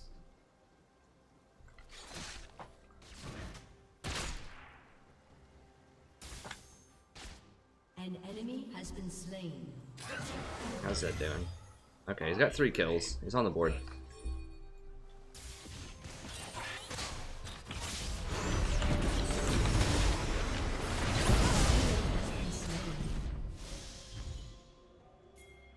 As long as it takes.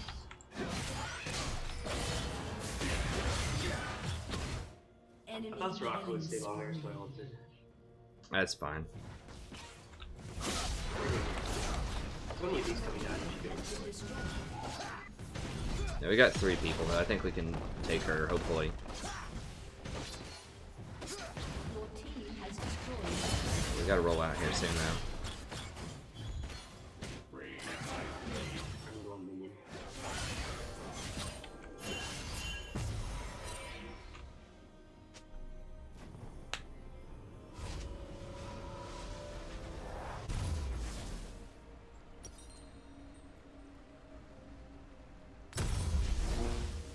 Look at her. She's getting fed.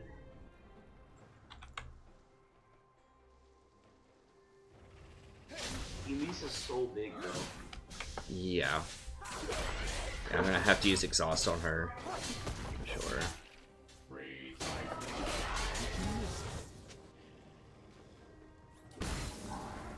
Your turret has been destroyed.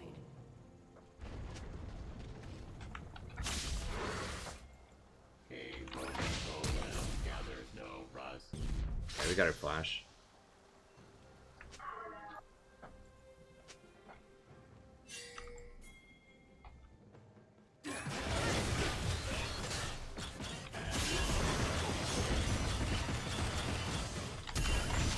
Woo! What? I cannot believe that missed.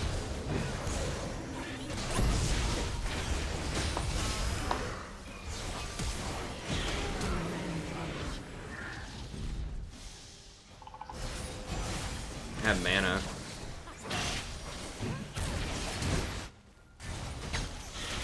Ally has been I slain. don't have any mana. An enemy is unstoppable. Man, I can't believe I missed that flash hook on Soraka. Oh, Lucian, you gotta play something with more damage than Lucian. I mean, he's going for a damage build, which is good, but like Soraka thrives on that. I want to see if this is the same team. The magic calls to me. Both teams, you first have no front line. Your That turret was has strong. been destroyed. An ally has been slain.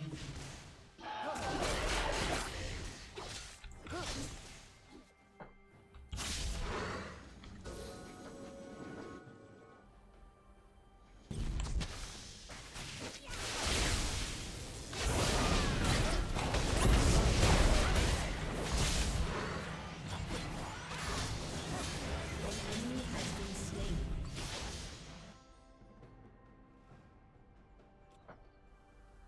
I remain focused. They got Infernal though.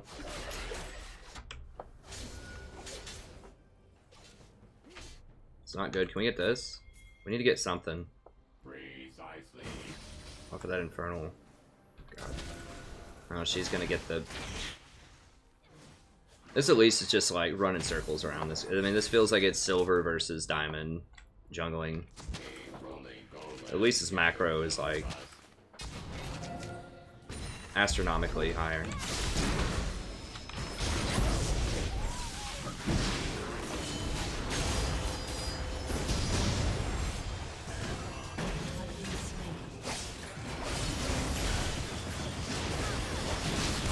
Look at how little damage that does to Cannon. Like, Cannon just soaked a full Lucian ult.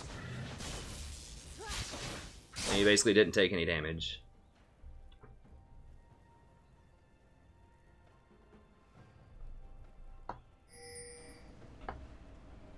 Enemy killing spree.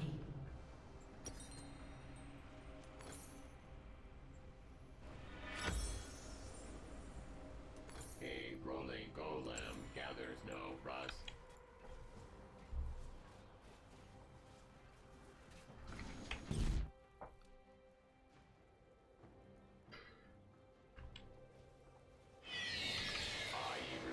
Is this Kate for real? Like, that's just such disrespect that she's just gonna, like, roll up like that. By herself.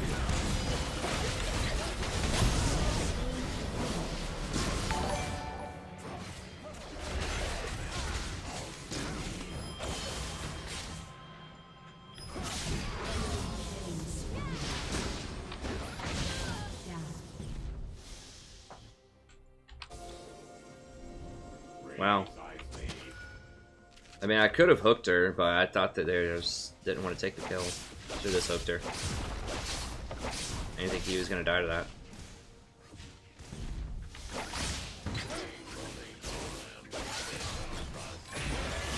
Nope, nope, nope. Cannon actually does damage.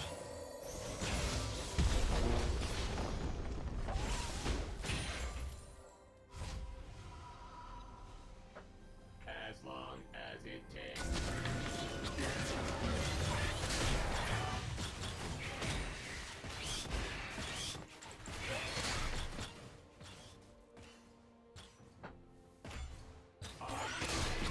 Yeah, I mean, Yi had only played one game as Master Yi in ranked this season. Besides, he wants to bust it out. Diamond level game. He's about to die again, at least.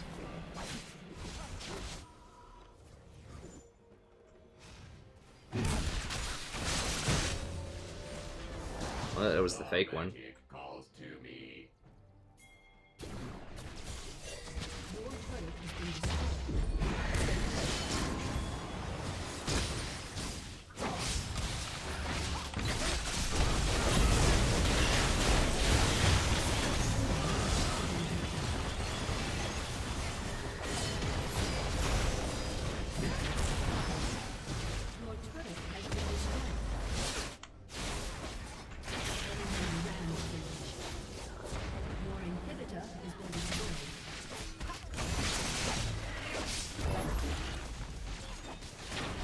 Hey, thanks, Soren. I appreciate you coming out, friend.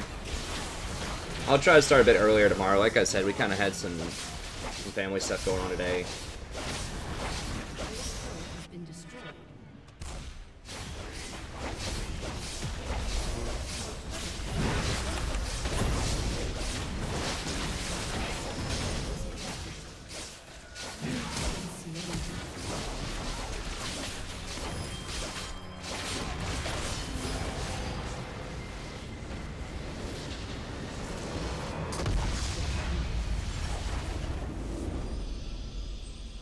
Yeah, I should have silenced Kate in midair when she was on her way in, and then hit her up.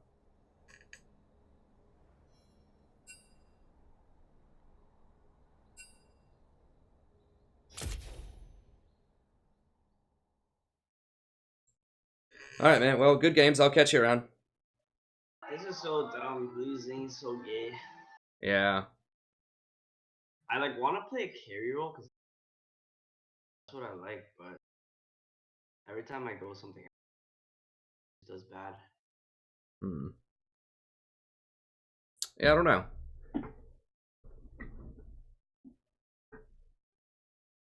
Anyways, I think the first game with the Shin was pretty good. You know, we just couldn't really overcome the Vayne and Nivea, but Yeah, I'm just gonna solo. Well, let's just solo for now, and then I'll just hit you up on the week.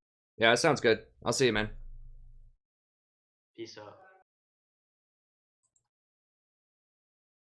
I don't know. I mean, he played a good game, that first one. We just can't win. Like, that's just all there is to it. Like, I don't think he's doing anything particularly poor. I don't think I'm having a particularly poor game. We just aren't winning, so.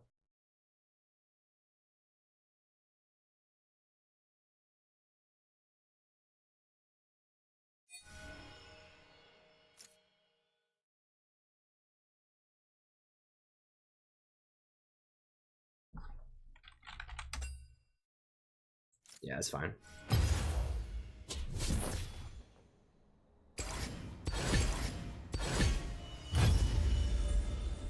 His first Shin game is good. The second one, he fell pretty far behind. I mean, he was camped by the Elise.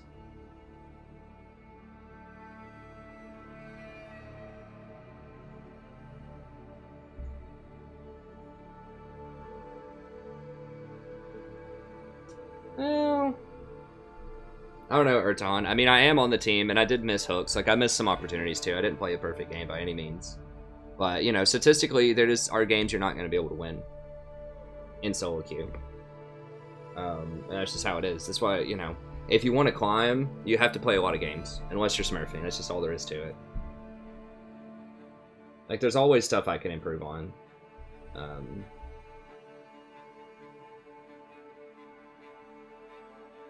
I mean, I need to sequence better. Yeah, I needed to ult while Kate was coming in. Like, I was trying to empower and knock her up first and then ult. But that was a greedy CC chain. If she flashes, like, just at the right moment before I can knock up with my E, then I don't get the ult off.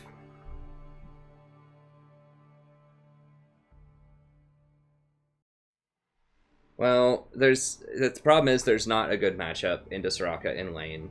Like, the only thing you can do to beat a Soraka in lane is all in her, because you can't, like, just poke and trade with her.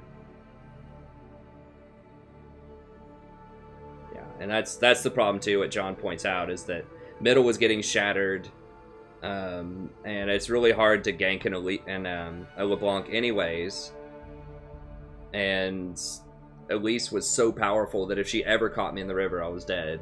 So I just couldn't do anything. Like, we did get a lot of kills bottom. I mean, we got like 4 kills bottom. Every time FOD came down there, or Zed or Yi, like, we converted. Like, we won our lane in the end, but it didn't matter because Elise was just so powerful and LeBlanc got so strong that it just didn't matter.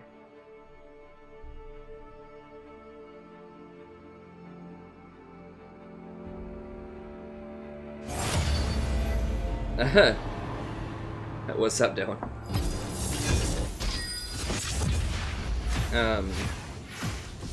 Yeah, you want Blitz into Soraka. Like, things into Soraka that are good, potentially. Like, Blitzcrank, Thresh, maybe Zyra. Like, I couldn't get to the Soraka either, though. And we just... Like, I pulled the Kate, we just didn't have enough damage to kill her, because it was Lucian, and Lucian just doesn't do enough damage. Like, we needed, like, a... Who does a lot early? Like a Draven or something. If we had a Draven, we probably would have converted on those pulls. Well, I don't know. I'm telling you right now from experience that Blitz is one of your best picks into enchanters, including Soraka.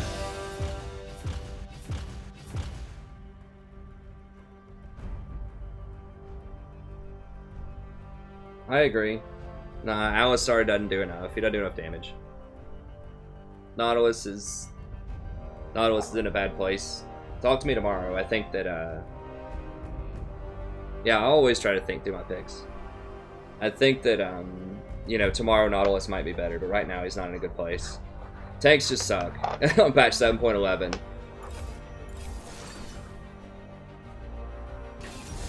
Like, the reason that Blitzcrank is different is because he's an engage, like a really hard engage, and you don't have to take hits usually. Like, you pull people so far out of position that they just die instantly. Where the problem with Nautilus is if you go in, you have to take hits, which means you have to build tank items, which means you're not going to be getting Redemption, because Redemption is not a good tank item. So, if you get Redemption, which you need to get a lot of times as a support, then you're going to die if you engage as a tank, and that's the big problem with 7.11. They're fixing that in 7.12. So tanks, I think tanks will be better in 7.12 finally. But right now, it's not a good thing.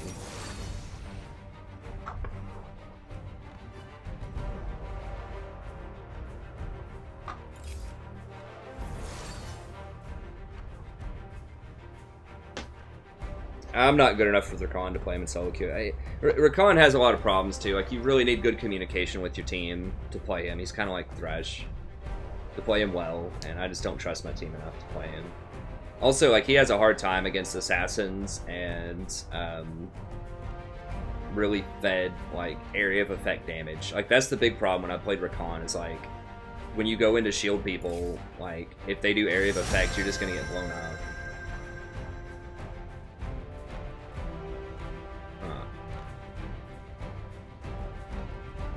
Need something good against dive.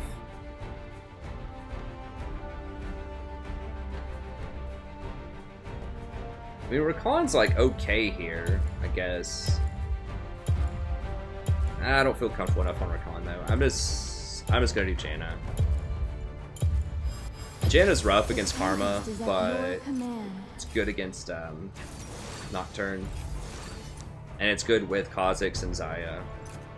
I would just need to practice Rakan more. I might play Rakan next patch some more. Like, Rakan is good with Xayah, but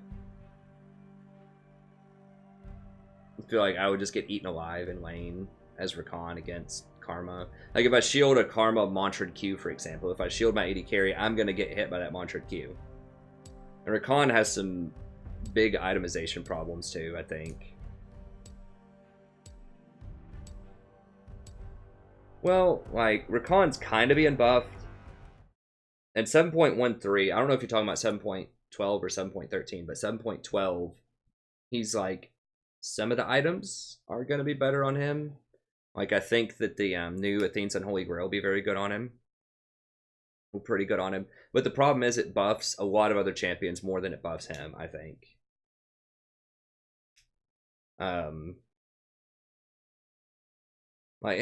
Rakan's problem is he needs to be tanky, but he can't really get Knight's Vow because he's considered ranged. Like, there would be so many problems would be solved if Rakan was just melee and if Thresh was melee. That would solve so many problems with those champions if they were just considered melee.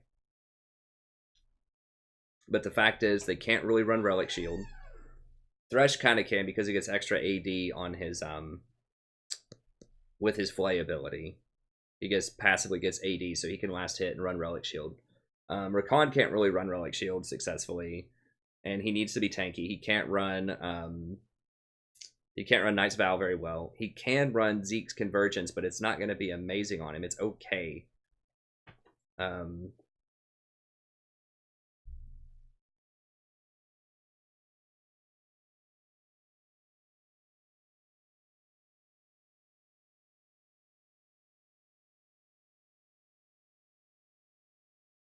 The problem is he has low base stats too. Like, he just doesn't get very much health or armor per level. He's kind of like an Alistar that also like shields and does like enchanter type of stuff. But his base stats are just pretty rough. Like, they use him in pro play because you can ult and then flash W and get like an instant CC knockup on somebody. It's like almost guaranteed. It's like the old Gragas flash E into ult. Lady, what do you want?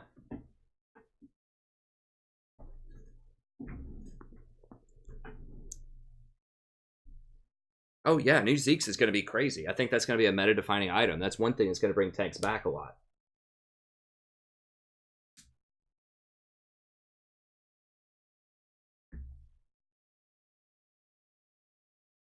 Yeah.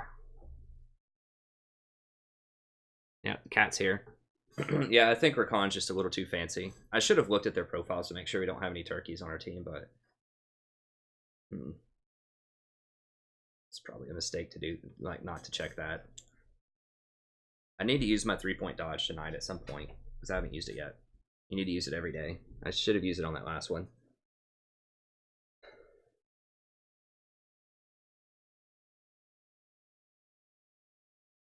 Hey, Aussie Bobo.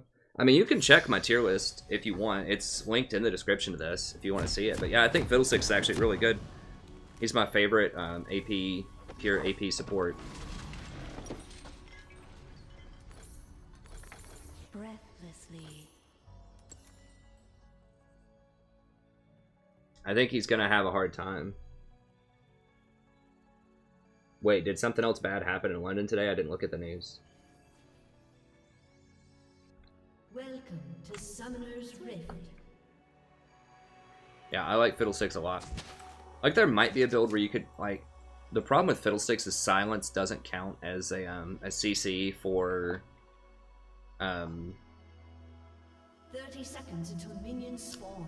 Ardent Censor. Or no, Stoneborn Pact. It doesn't count as CC for Stoneborn Pact. Otherwise, you could run Stoneborn Ardent on Fiddle and use his Crow Storm to trigger everybody, to give them those runes. But it doesn't work that way. Silence doesn't count. It's only his Fear triggers Stoneborn. Otherwise, I mean, if you could rush Ardent Censor on Fiddlesticks, like, he could potentially be really good with, like, Ardent Censor plus Athene's Unholy Grail. But sadly, that's just not how that works. Oh, massive apartment fire. Gotcha. I was hoping it wasn't another terrorist attack. I mean, that's pretty bad too, but... At least, hopefully that was an accident.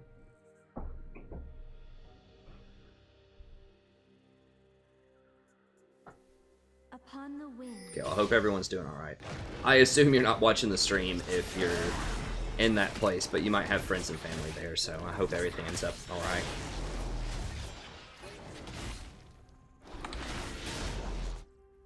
Sadly, I think Janna will fall a little bit next patch. I don't know. It's tough to say because Janna just always finds a way to be very relevant. Like, her kid is just so good for solo queue.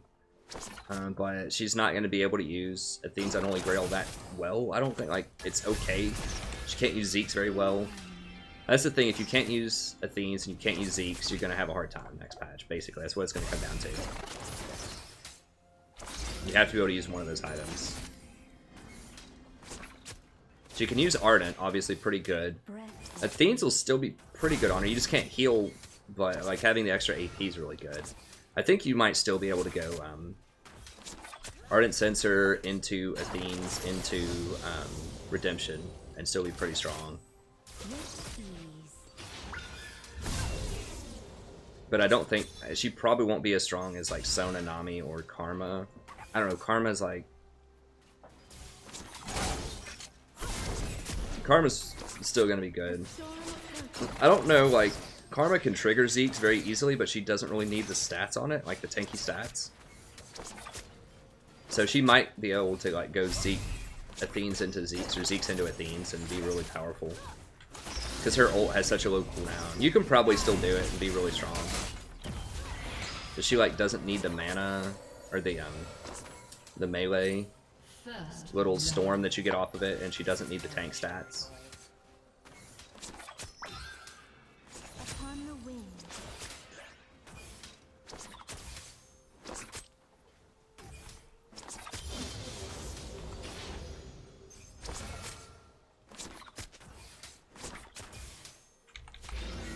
Get him, Kha'Zix. Please. Oh god, it was a trade back. What?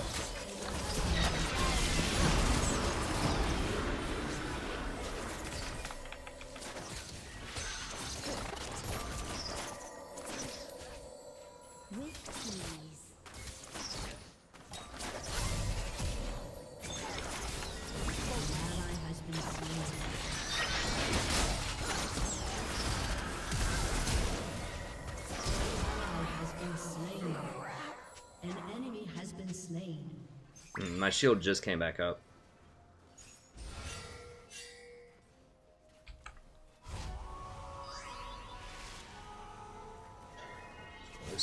Damn, that's all I'm gonna push in. I need to push this in.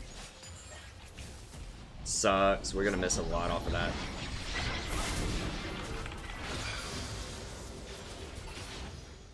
Karma's gonna freeze it. Yeah. Swiftly.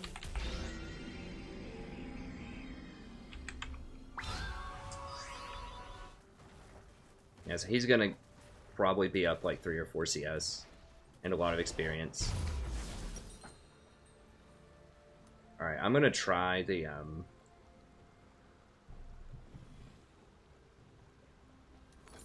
harmony. the not leveling this up again. Just going for a faster Ardent Sensor. An ally has been slain.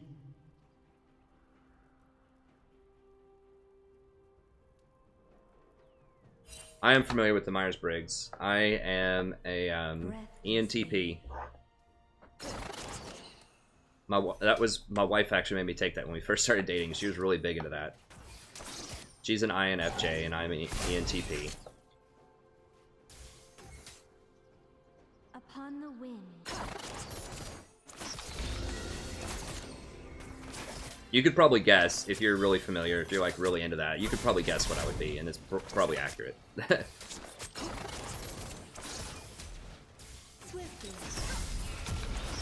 I forgot exactly what all that means. I think it's like extroverted, introspective, thoughtful and perceiving, or something like that. I don't remember what all it was. Allies has been slain. Oh, we're getting slaughtered. Enemy has been slain. Let's have a look-see, shall we? Alright, Kha'Zix is getting a couple of kills. That's good, but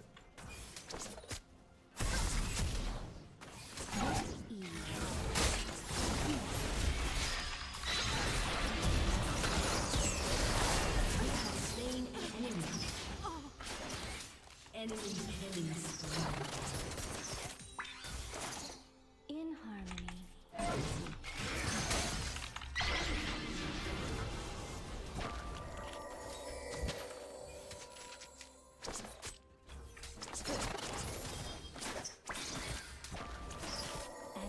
Who died again? Darius.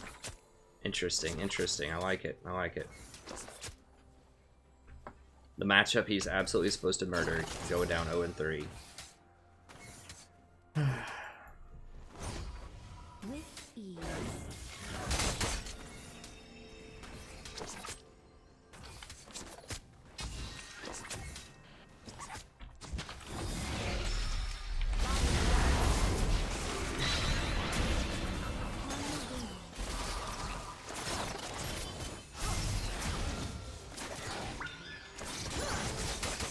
An ally has been slain. Both solo lanes are 0-3. Harmony.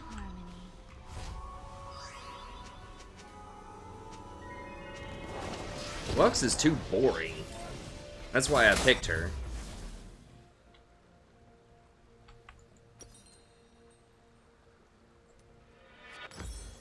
Breathlessly.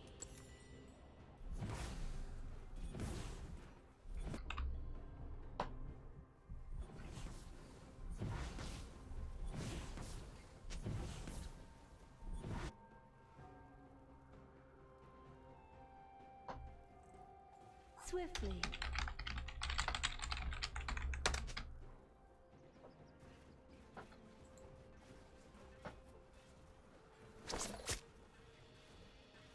No, the reality does not hit them. They play things they don't know how to play. I assume she probably has no games on Lux, or like very low games on Lux.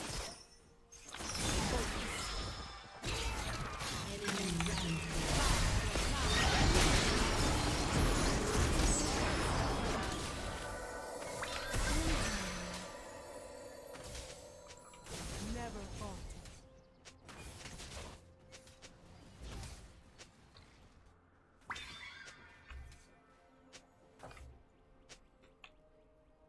Swiftly.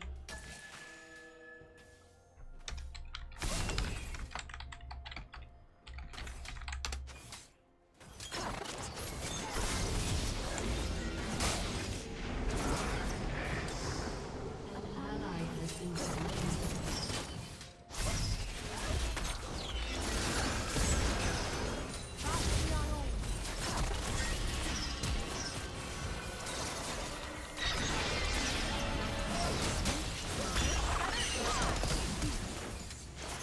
I shouldn't have enough mana to reactivate her E.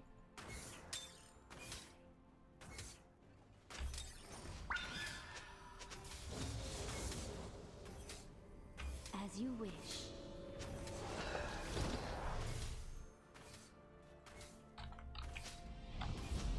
Well, they're not being that toxic, guys. Let's be honest.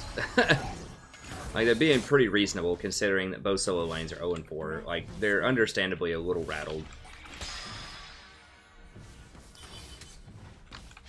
Unless you're talking to me. If you think I'm being toxic, I mean, I don't know what to tell you. You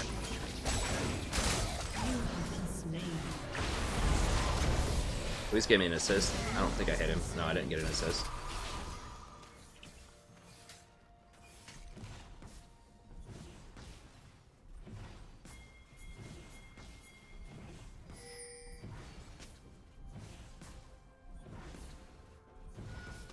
Awesome. Well, Abdullah, I'm glad you're enjoying. Upon the wing.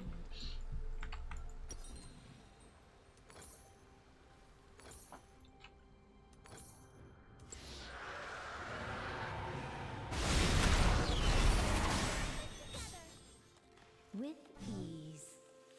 I mean, I really don't think anyone's being out of hand. I don't think anyone's hurling, like, terrible insults, like personal insults or anything. I think they're just understandably frustrated being 0-4. I mean, I am too. I'm not saying anything. I'm not typing anything, but yeah, I mean... Breathlessly. We can still win. It's just... My god.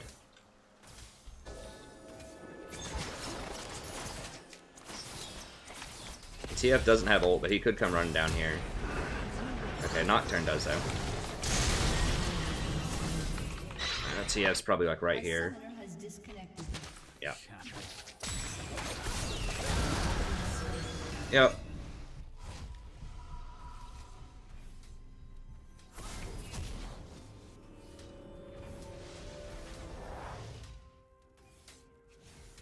Zaya's just AFK now.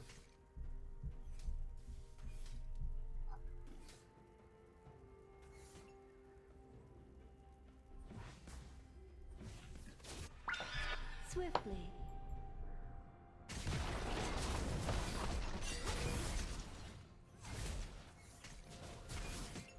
What time is it? I really just want to win a game here tonight. I need to use my dodge too. This one, like, was fine. I didn't need to dodge it. Like, the champions are fine. It's just the players. Your turret has been destroyed.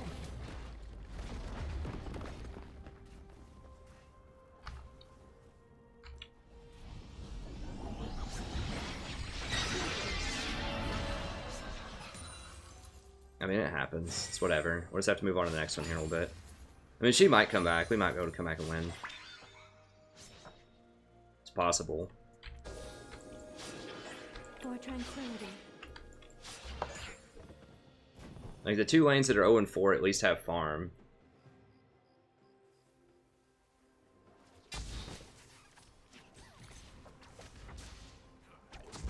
In harmony.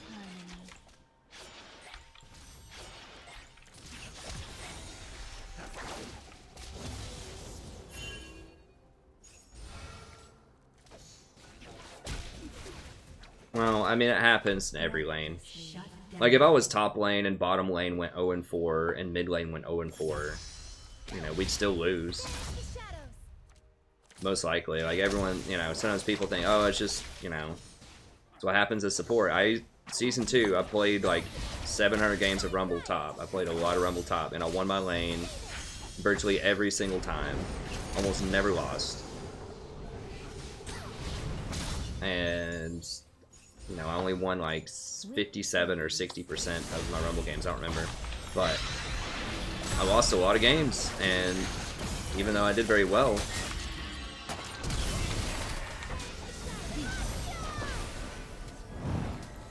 Upon the wind.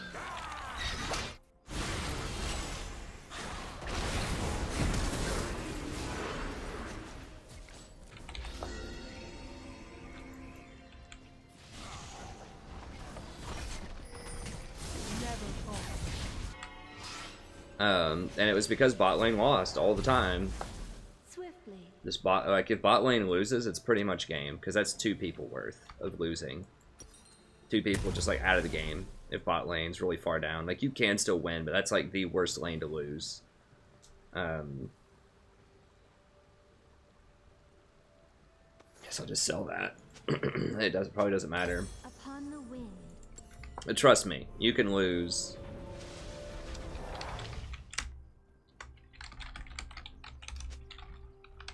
Your turret has been destroyed.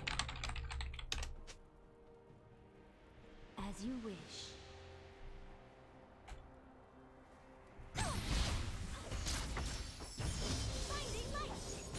So yeah, I mean, sometimes it feels like as a support you're helpless, but if people are feeding in every lane you're not in, vast majority of the time you're going to lose the game. It doesn't matter which role you're playing. Unless you're smurfing.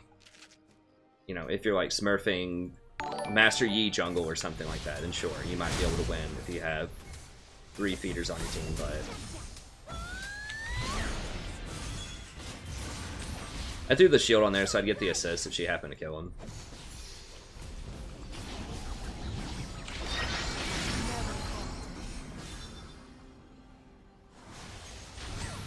Like, we could have still won this if Xayah stayed. Like, it's possible. Like, we don't have a lot of hyper carry champions. Like, Kha'Zix is doing very well. But she's been AFK for so long that it's really hard. As you wish. And our only hope is if we just kind of stay in it, and then eventually she comes back, like, 20 minutes later, and it's like, oh, y'all are still in the game.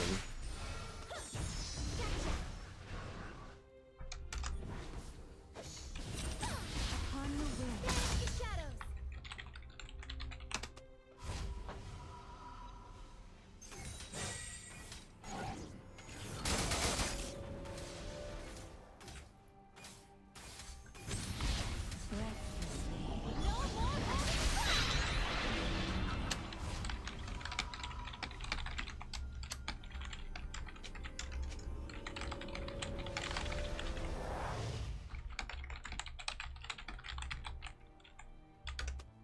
With ease.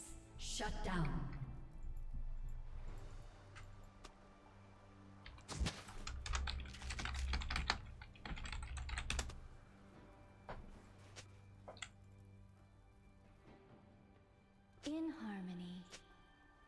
Yeah, whatever. I don't think she's coming back. We're just too far behind.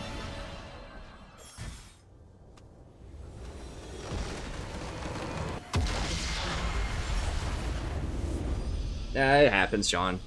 I mean, as long as we don't go back down to Platinum 5, as long as we can stabilize in Platinum 2 for a little bit, it'll be alright. We'll get back up there.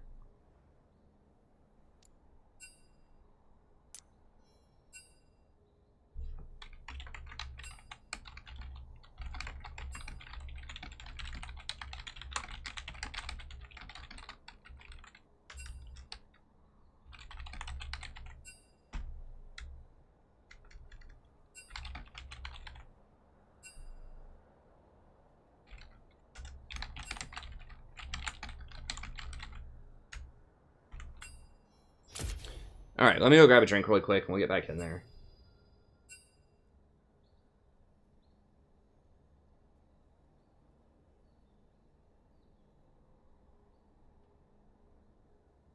Let me go grab a drink and then we'll regroup and get back in. We have had some unfortunate games. I really need to be screening a lot better and using my dodges. Like, that wasn't one that I should have dodged, but the one before that I'm pretty sure I should have dodged. So I need to be a lot more vigilant about that. Okay, give me one moment.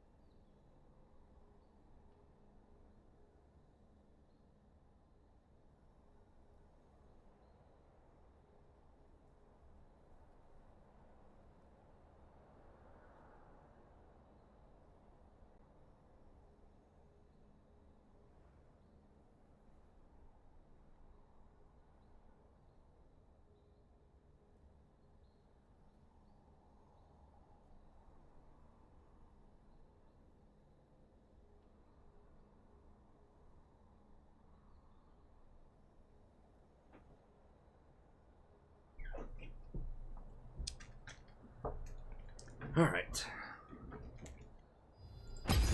Let's get back in there.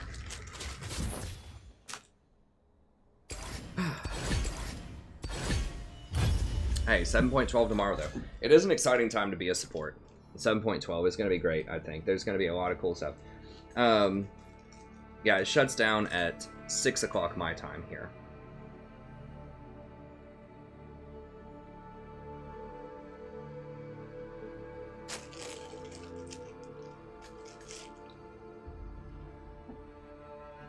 Ranked usually goes down an hour before maintenance.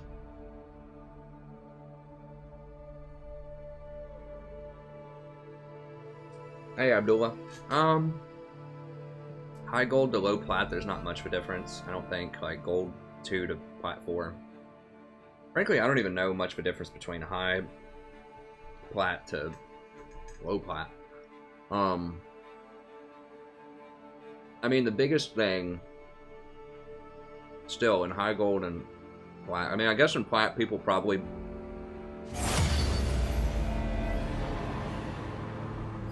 in theory play their like individual like fighting a little bit better,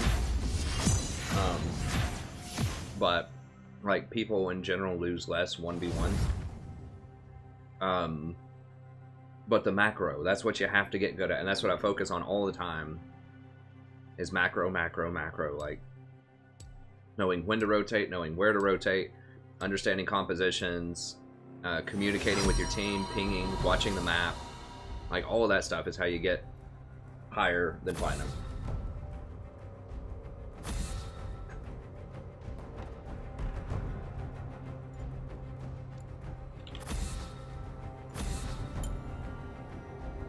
Okay, it's me. I got his ban caster then. As you wish.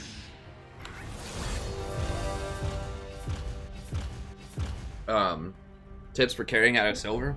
I mean, I think the same thing, honestly. With macro. I think that's for every ELO. Look, even if you're in bronze, if you just start learning to how to play the macro game correctly, rotating, pinging, watching your minimap, thinking carefully about your compositions, picking appropriate champions, all of that stuff, you'll go up a lot. And don't get overwhelmed. Don't try to do it all. Just focus on one thing. Just say, you know what? This game, I'm not going to die to a gank. Just say that. And just say, if I don't know where the mid laner is, if they're not in lane, if the jungler hasn't been seen in a couple of minutes somewhere, I'm going to back up. Play a little safer until I see the mid laner go back to mid lane, or until the jungler shows back up.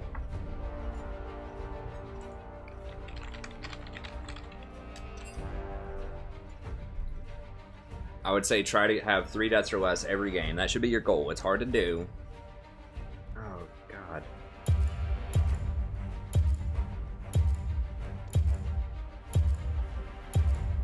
That's good with Lucian. I guess I'll just do Sona.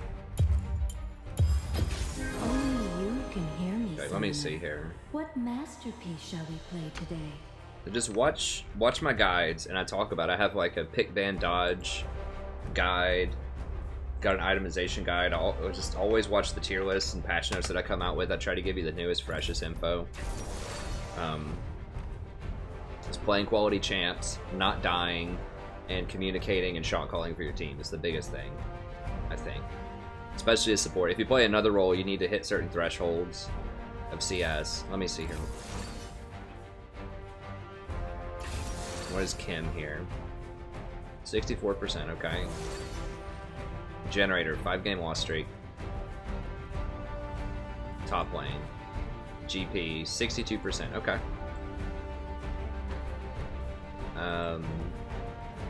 Mid, Zhao's son. Okay, so all these people have about 60%. Black Death. Gragas. Never played Gragas. Jungle. Right?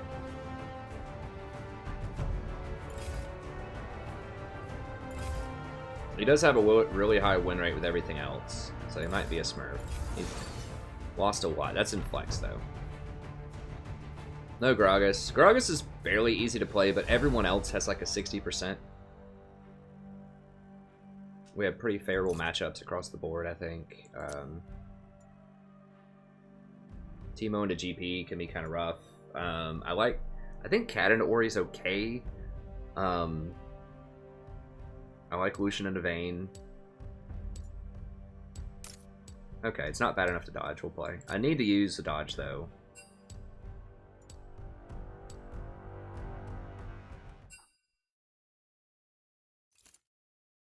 I mean, if he wants to do that, I don't know. I don't know if I want to give Vayne a free farm lane. I guess we could. It's better to crush Teemo, though, probably.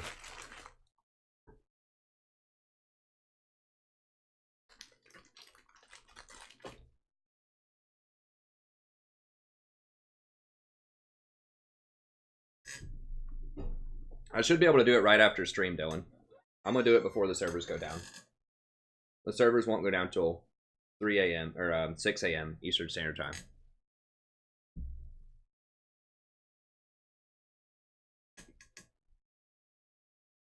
Yeah, I'll get it done. I'm just going to play 1 or 2 more games and I'll do it. It should take me about an hour or so to do it.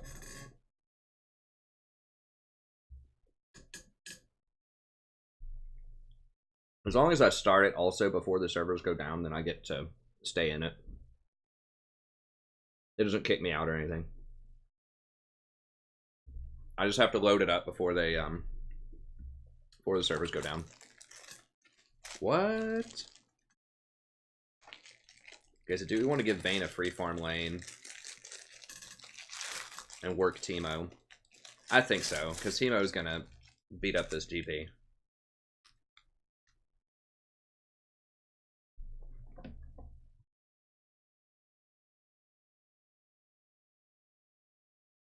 No, I know what you're saying, Dylan.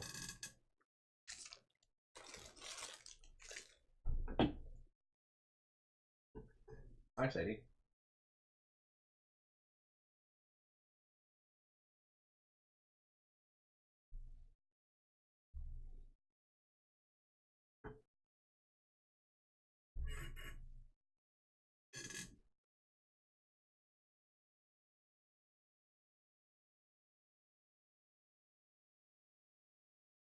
Who's good with Morg?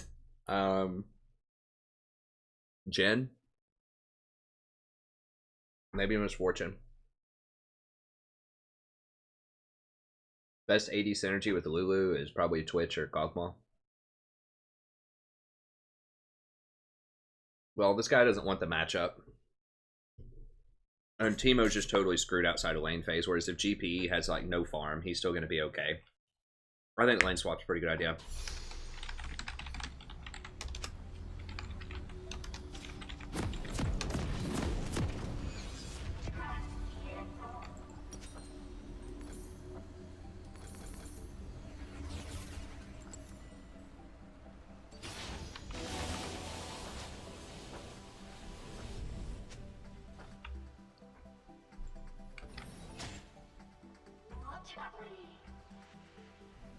Welcome to Summoner's Rift.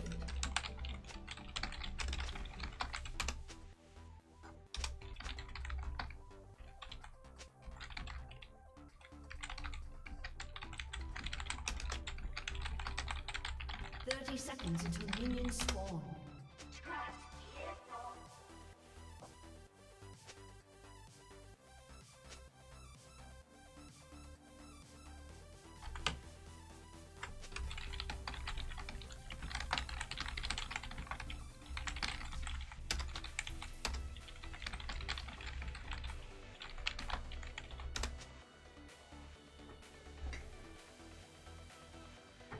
Minions have spawned.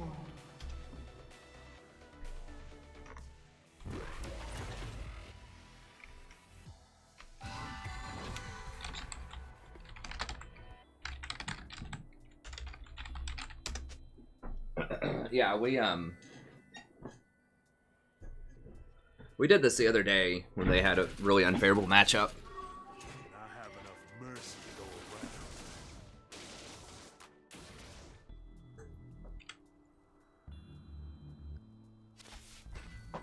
around. Hey, Casper, I appreciate it, buddy. I'm glad you're climbing so much.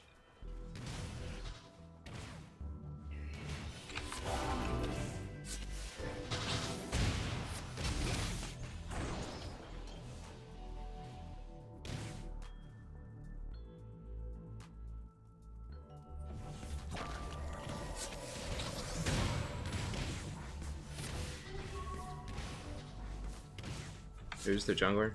Graves. We gotta be a little careful of old Graves there. I think we'll be okay though.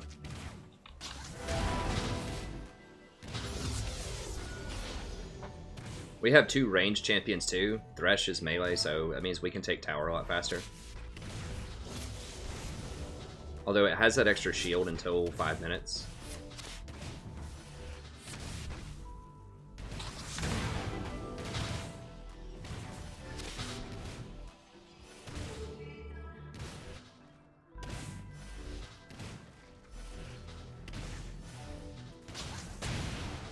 I don't like giving Vayne a free lane, but Lucian basically gets a free lane too. I think Lucian scales about as well as Vayne does.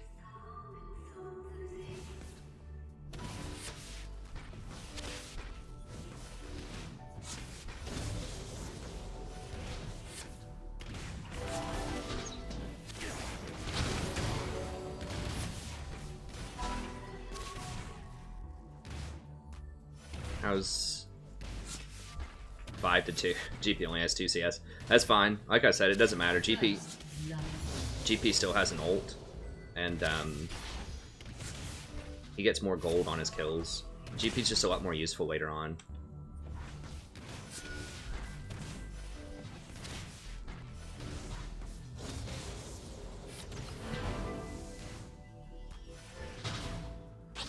Teemo like has to have a crushing lane phase to really be relevant.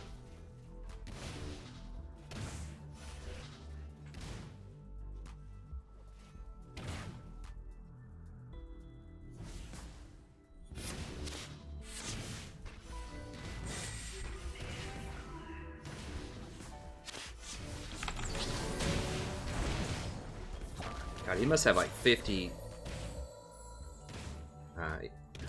AP or something. He hurts. He's got 30 AP. Yeah. He's going like the most obnoxious like Teemo early build. How are we looking on power? Yeah, we're actually beating them on tower, and we have the shield against us. So as soon as 5 minutes rolls around, we're really gonna crush that shield down. And GP's basically even on CS.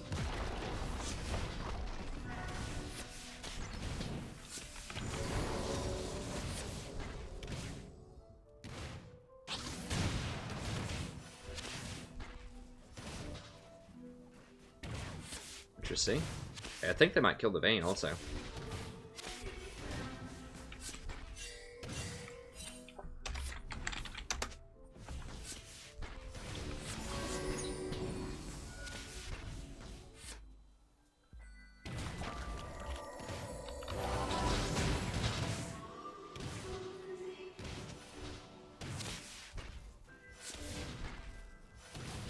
Okay.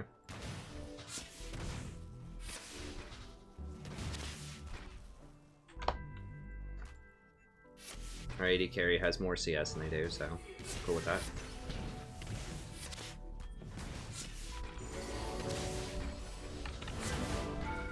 Oh, I don't want to take a hit. That's bad. That's fine. I can heal through it.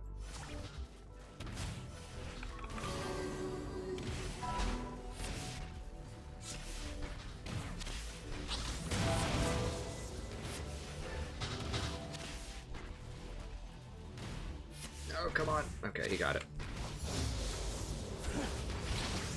Okay, now he's putting some damage on him. Good.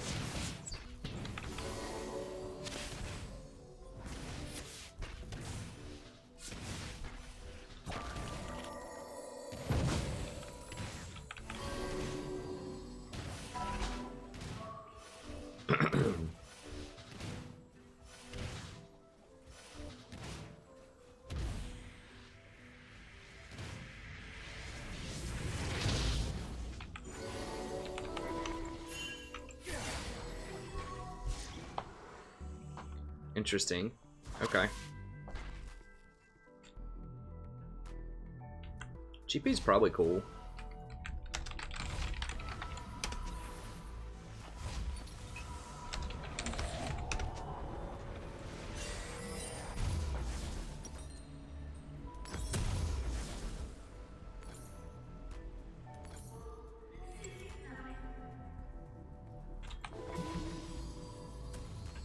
How are we looking on tower? Yeah, they have virtually no damage on that tower.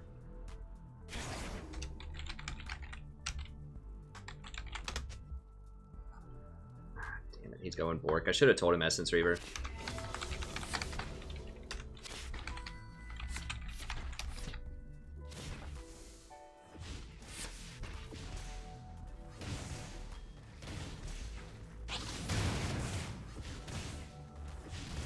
How's Cat doing? Doing alright.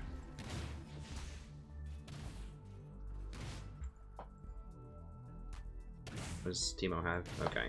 A couple of Dorans, it's fine. Whatever. Well, Thresh is just trying to make a play, I think. I think it was a wasted effort, but it's fine.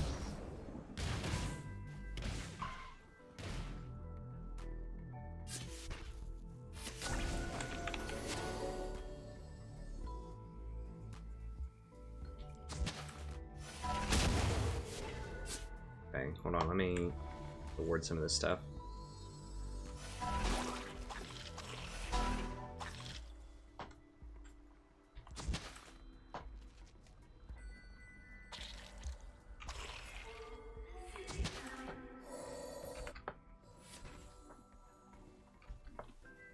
I should have put a ward on his blue.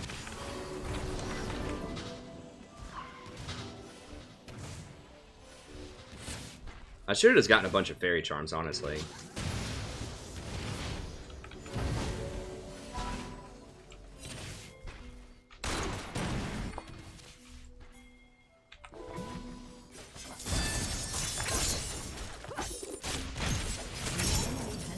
Yeah, we got him, boys.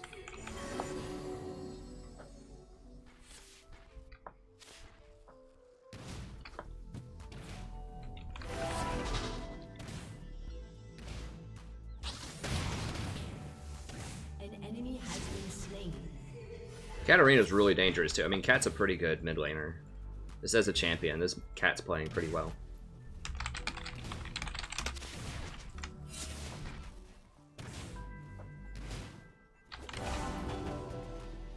Gotta stick some damage on this little marmot.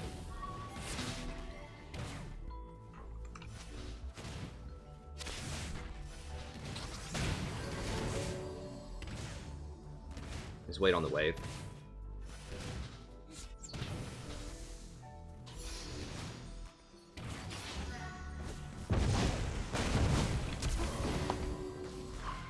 Well, it's kind of a fail, but whatever, just get tower.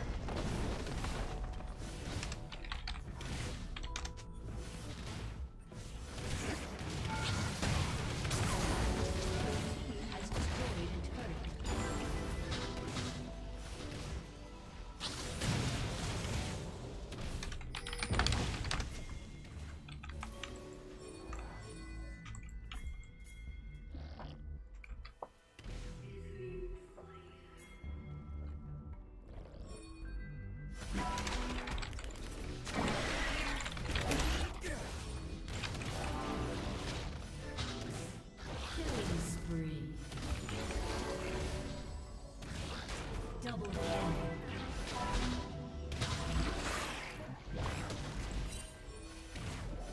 He got it. Katarina could have picked him up and killed him on the way, but, you know, a double kill and we get ripped and they get that is fine, I think.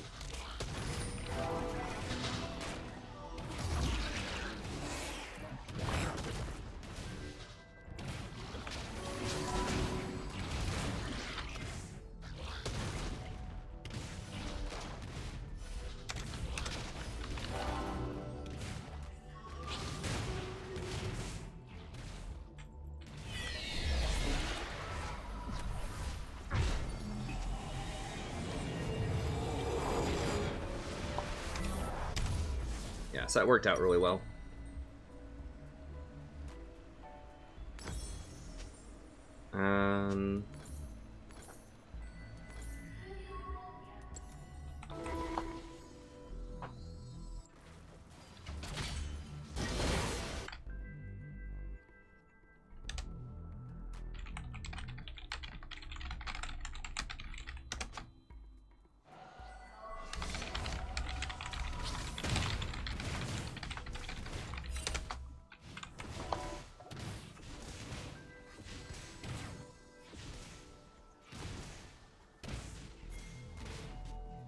Okay, yeah, Cash is gonna dive down here, I think.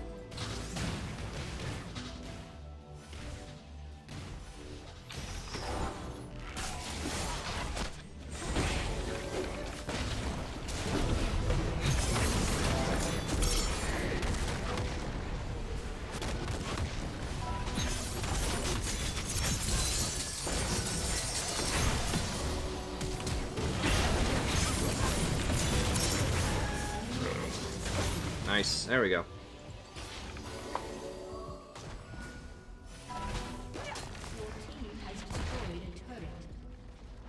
Yes, that is why they're shutting down the servers. The patch is coming tomorrow. Every Wednesday morning here is server day. Sometimes it's just server maintenance, you know, they just do things. But every 2 weeks is a patch. It seems like that's what they're doing, so. Okay, so we got a good one here. That was a really smart play by Gangplank. I mean, a lot of this game has been macro, right? So it was just calling that switch. Really big deal. Basically, Teemo's worthless now, after that. And we got first tower, we got Rift Herald. We just snowballed really hard off of those decisions.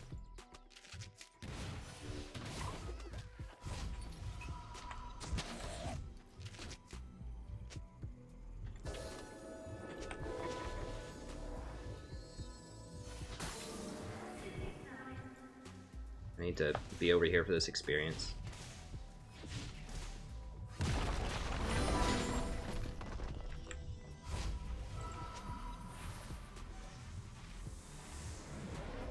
And Sona is very much better in a 2v1 lane than Thresh is, because I have a much longer auto attack range on the tower. I should have placed that. I'm gonna go ahead and sell this. 1500. We'll go ahead and get redemption. I just happen to have enough gold to buy it. And it's pretty good for Katarina, who's roaming around.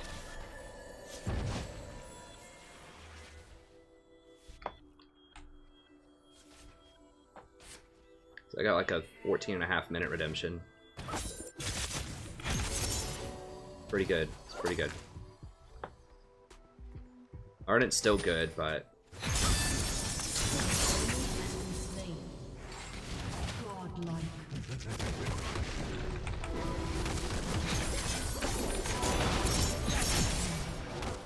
Gotta keep her topped off. Sona, I'm telling you, I've been telling you guys for 2 weeks now, as soon as I saw the 7 whatever PBE, that Sona on this patch is gonna be a beast. She's already a beast. But I do think that Nami is gonna be pretty good too. I think there's gonna be a lot of interesting stuff. I think Gragas will be a good support. I think Bliss is gonna be a lot better. There'll be some interesting stuff going on in this patch. I think Kench, if Zeke interacts the way that I think it's gonna interact, can be pretty good.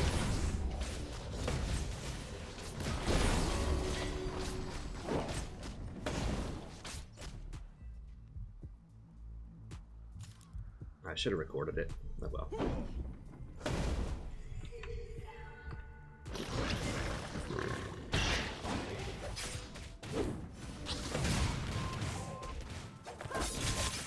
I mean, a lot of this is about Katarina. I think that mid lane, like, I think mid and top are very important right now, especially mid lane. Like, if they play a mid lane assassin, it's a big deal. I mean, AD carry is actually pretty important too, honestly. Like, if you have Twitch or Draven, like, there's just like probably a dozen power picks or so where if your team has more of them, you're gonna win. More time. It's just damage, raw damage. There are a few select tanks that are good. Gragas, Galio, Zac. That's about it. Otherwise, it's just damage. It's all about like hard carry damage champions backed up by enchanter supports. Like, that's what it is. The enchanters can make up for the fact that you don't have tanks. Because you have so much healing and utility that you don't really need the tanks for that. Like, a lot of people think you need a tank to initiate, which is like half true. You just need some way to start a fight. And sometimes just having... Damn it.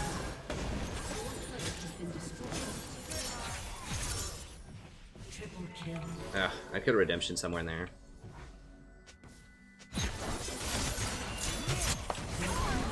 It's gonna be too late. I was looking to ult the Vayne, but then she rolled away. I just got really split up. It's bad management of my cooldowns. I should have used those things on something. I just couldn't. Everyone just split up and ran all these different places and like dive in 2 towers and stuff.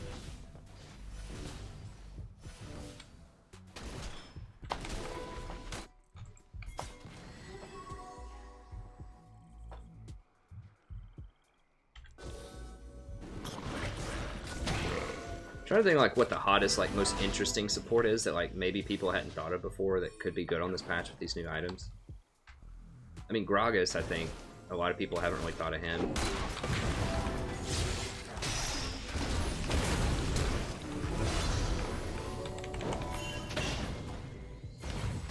Yeah, I hate having to use those like as an oops button. I should have been more cautious.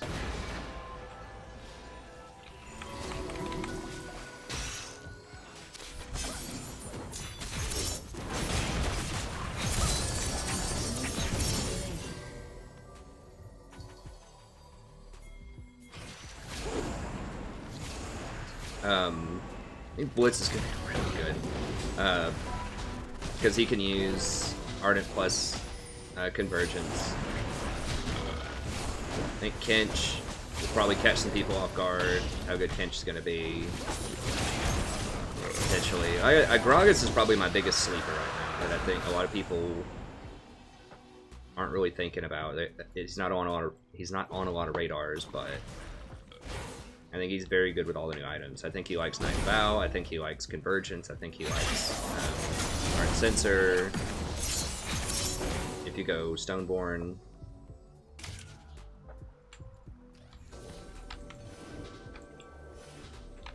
Heard people saying like a Nivea or something with the new Athenes. It's like, yeah, her mana costs are just so high though. Like she can run Stoneborn, I guess, and like Ardent Sensor.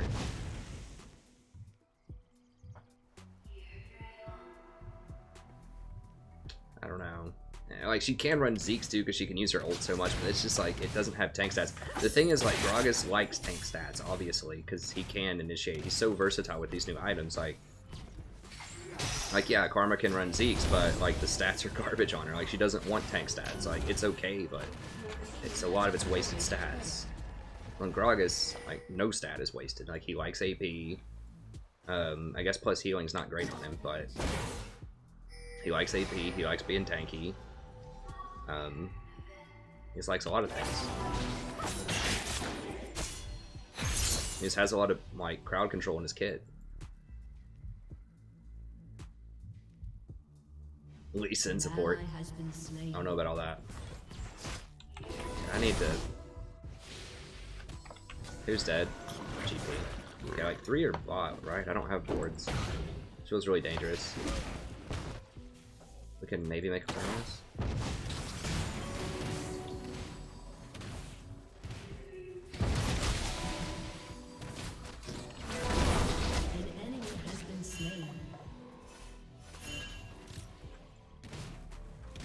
We just want to hold him up here so that Cat can do her thing bottom.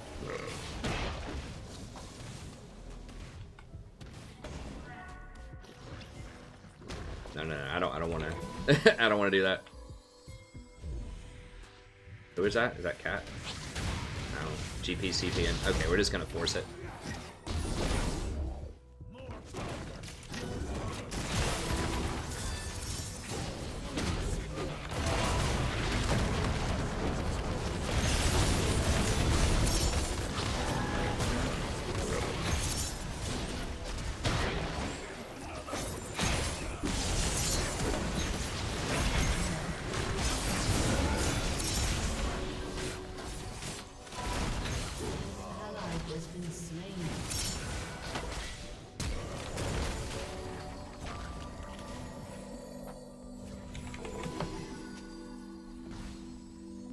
I just think Sona's gonna be an absolute monster with that Athenes, with that new Athenes.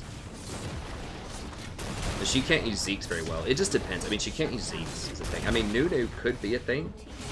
Like, he can use Zeke's, Stoneborn, Ardent. It just depends. I'm not a huge fan of, like...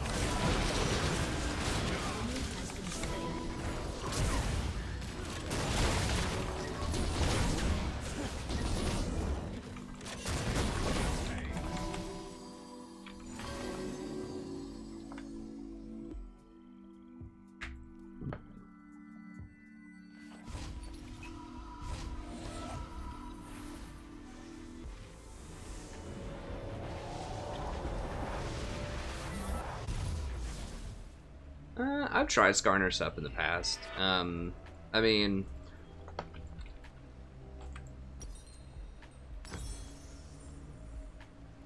I don't know.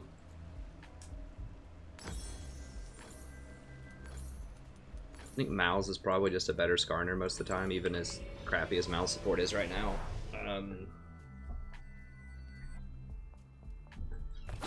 Yeah, the problem is Skarner, you just get crushed in lane. He's okay. I mean, he can use Zeke, sort of, kind of. Like, I think the best Zeke's abusers are Blitzcrank and Tahm Kench, because they can both do it every single time on cooldown. Because their ults have such a low cooldown, and they want the tank stats. Now, Karma can do it on a low cooldown, but she doesn't have the tank stats for it. This Graves is just the wrong place at the wrong time, man.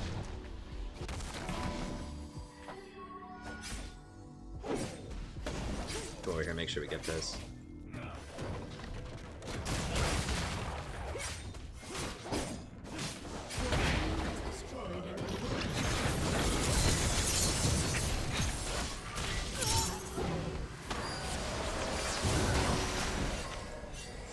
We're starting to throw, we need to get out. What? What? Lucian was pressuring middle and then he's just like, nah, forget it, I'm gonna go bottom? Like, what?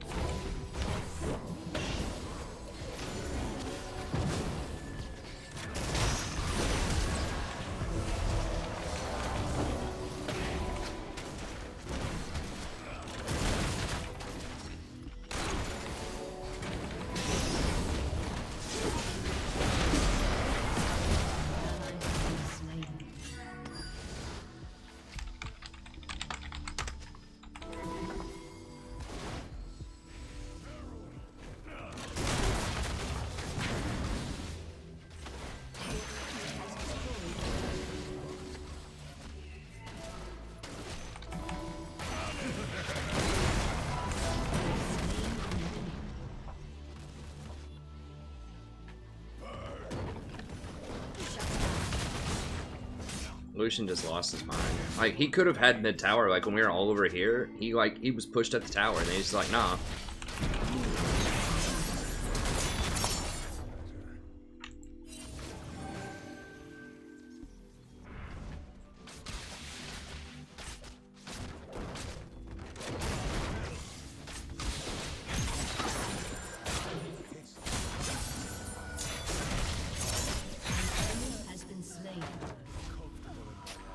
I didn't see that coming. If I'd exhausted her a bit faster, maybe I could have handled it.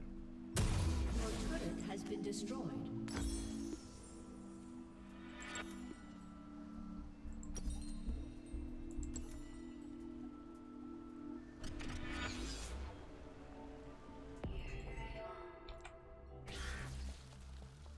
And my death, yeah, rip KDA. It's fine. I mean, I know it's fun to have a really killer KDA, but I don't really care. I just want to win the game. If you like having crazy KDAs, then, you know, champions like Janna, Sona, Nami, like, these are all good. You just get like 1,000,000 assists with them.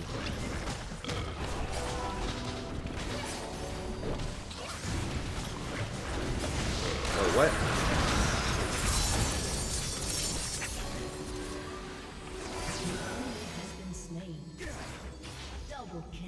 Okay, let's just get middle.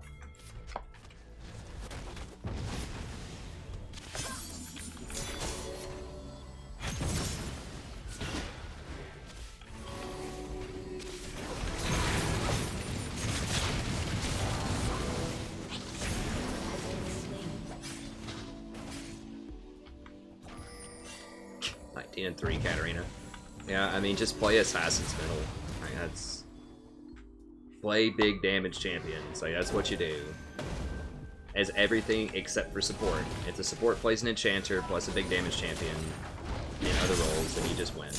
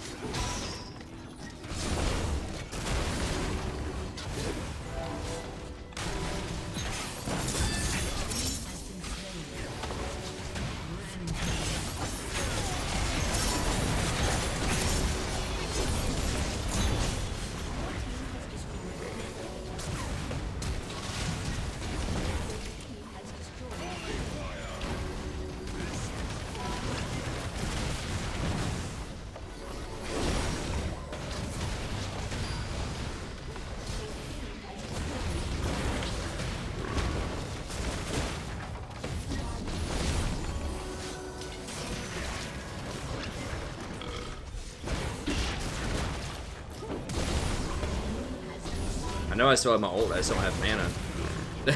I had to use my mana on heals.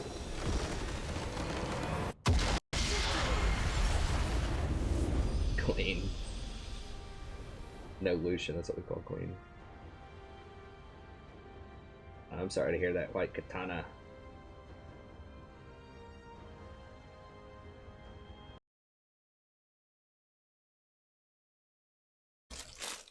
What time is it? 2:20?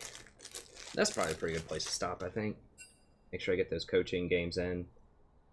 Don't want to give Dylan a heart attack.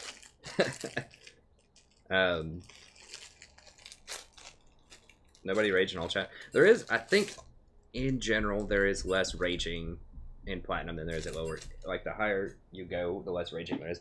I know we've seen some raging, but, like, by and large, it's not been, like, it's pretty tame, I think, I mean, I've played with people in lower elos and things, and I mean, there's, like, no one's been yelling racist stuff, or, like, yelling personal insults, telling people to kill themselves, you know, it's just been, like, hey, man, you're 0-4, stop dying, like, that type of stuff. So, that, you know, I think, by and large, there's just less raging and less rage quits, less severity of raging, like, sometimes people get annoyed by things, but yeah, I don't know why I didn't get an S. I probably didn't get enough kills. A B? What? Whatever, I don't know. I don't care.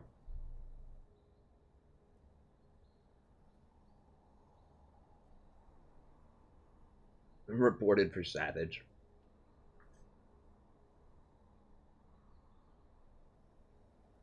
Alright, so I think that's a good place to call it. Sorry, like I said, it's a light stream because I had to take care of some family stuff. But we'll be back tomorrow. I'm going to do these coaching videos, and then I'll finish up the guides. We'll come back in here tomorrow. We'll make another run at it. Be a fresh, fun day. I might play some more flexes than normal just to try out some of the new stuff. And people can see, you know, all kinds of fun, interesting things. I'll do some different builds. We will do some solo queue for sure, but I think people are also interested to see, like, and I'm interested as well to see sort of what some of the new hot picks could be.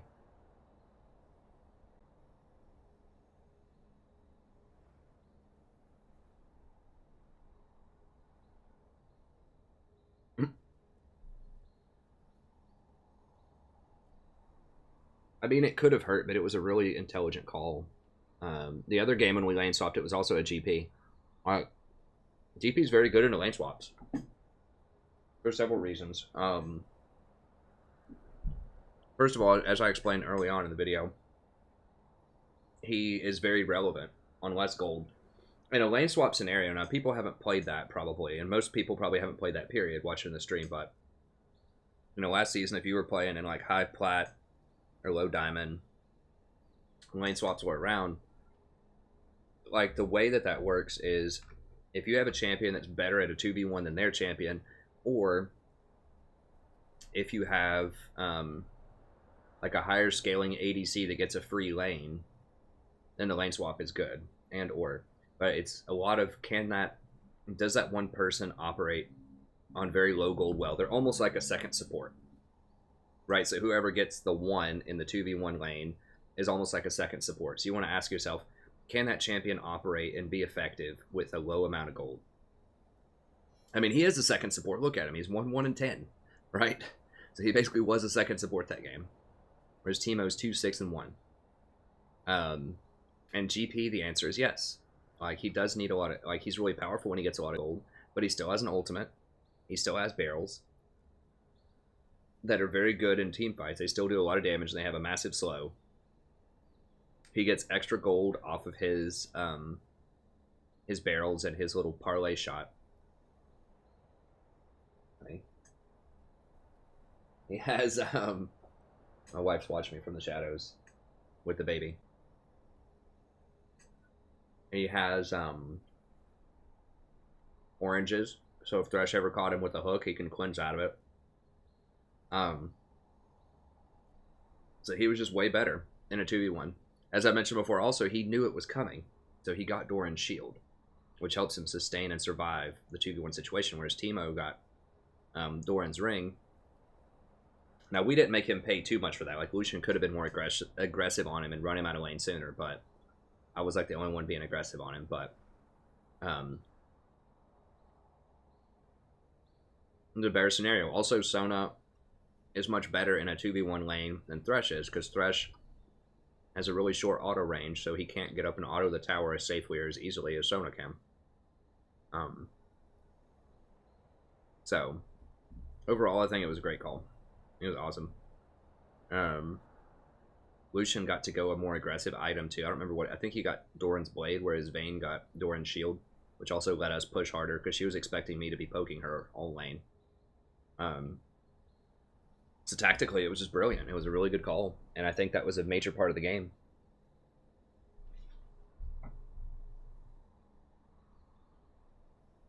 The breastfeeding technique guide. My wife could probably write that guide. I can't write it. She's read everything on the internet. Insulted countless specialists.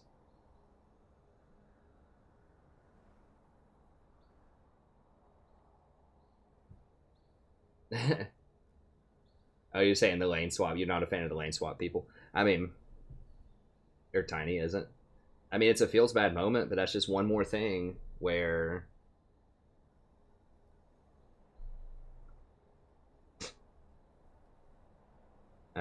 you know, that's just one more thing where I think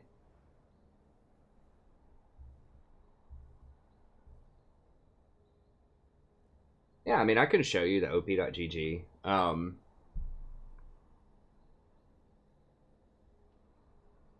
I mean, basically, like, just watch my, like, how to win as support video. Like, I have an introduction to how to win as support. That's the exact stuff that I'm going to talk about in op.gg. So if I were going to do, like, an analysis of, I'll just do kind of an analysis of myself. Real quickly. So yeah, that was just showing, once again, that macro is really important. You know, I'd probably tell myself, like, be careful with duos. Probably tell myself, try to figure out what's going on with Janna lately, because I have such a high win percentage overall, but I've only at 46% recently. So just try to see, like, if I'm pairing her with different champions that maybe she's not a match with, maybe the meta's shifted in some way, maybe I'm getting different items. You know, I'd take a closer look at that. Probably look at Sona.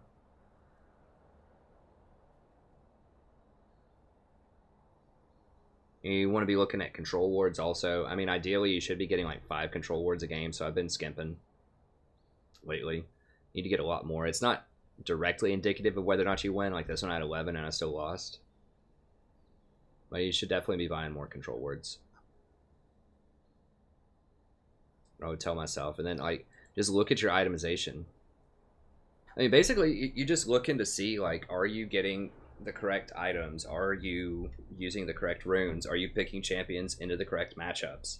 And doing that yourself is not going to be as helpful as getting someone else, like, an outside perspective to help you out. I mean, you can do it yourself, but you need to know, like, which champions you should be using, which runes, masteries, which items, stuff like that. But that's what I look for in my op.gg. I just look at their champions, you know, who they're playing, who they're winning with. Sometimes they tell me to look at a specific champion and, like, what's happening in those games.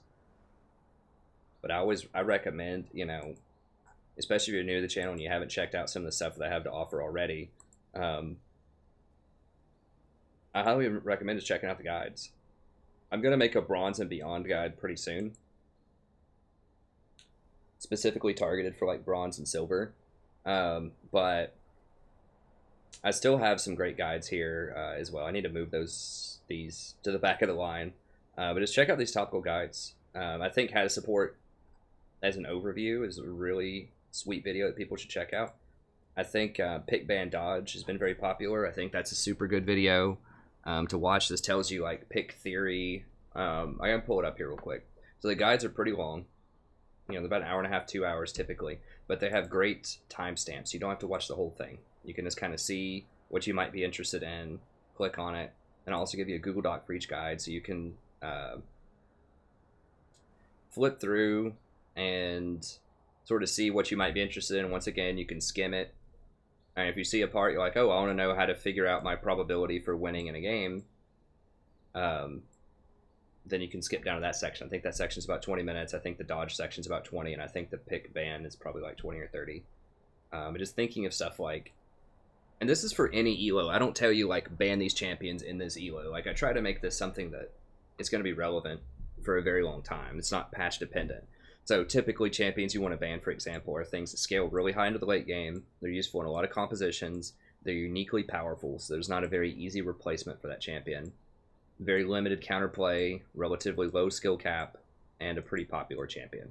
Like, most champions that are banned fit this criteria. So at least, like, maybe 5 of these. Kassadin, for example, high scaling, useful in almost any composition in solo queue.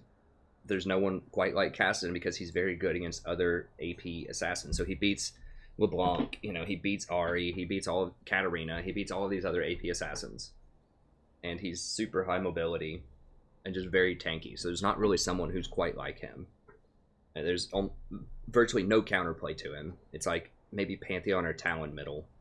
Very low skill cap to play. You know, you just teleport in and just roll your hand across the keyboard and kill people. And he's pretty popular. He gets picked a lot. So Kassadin is like textbook. You need to ban that champion. Banning is very similar too.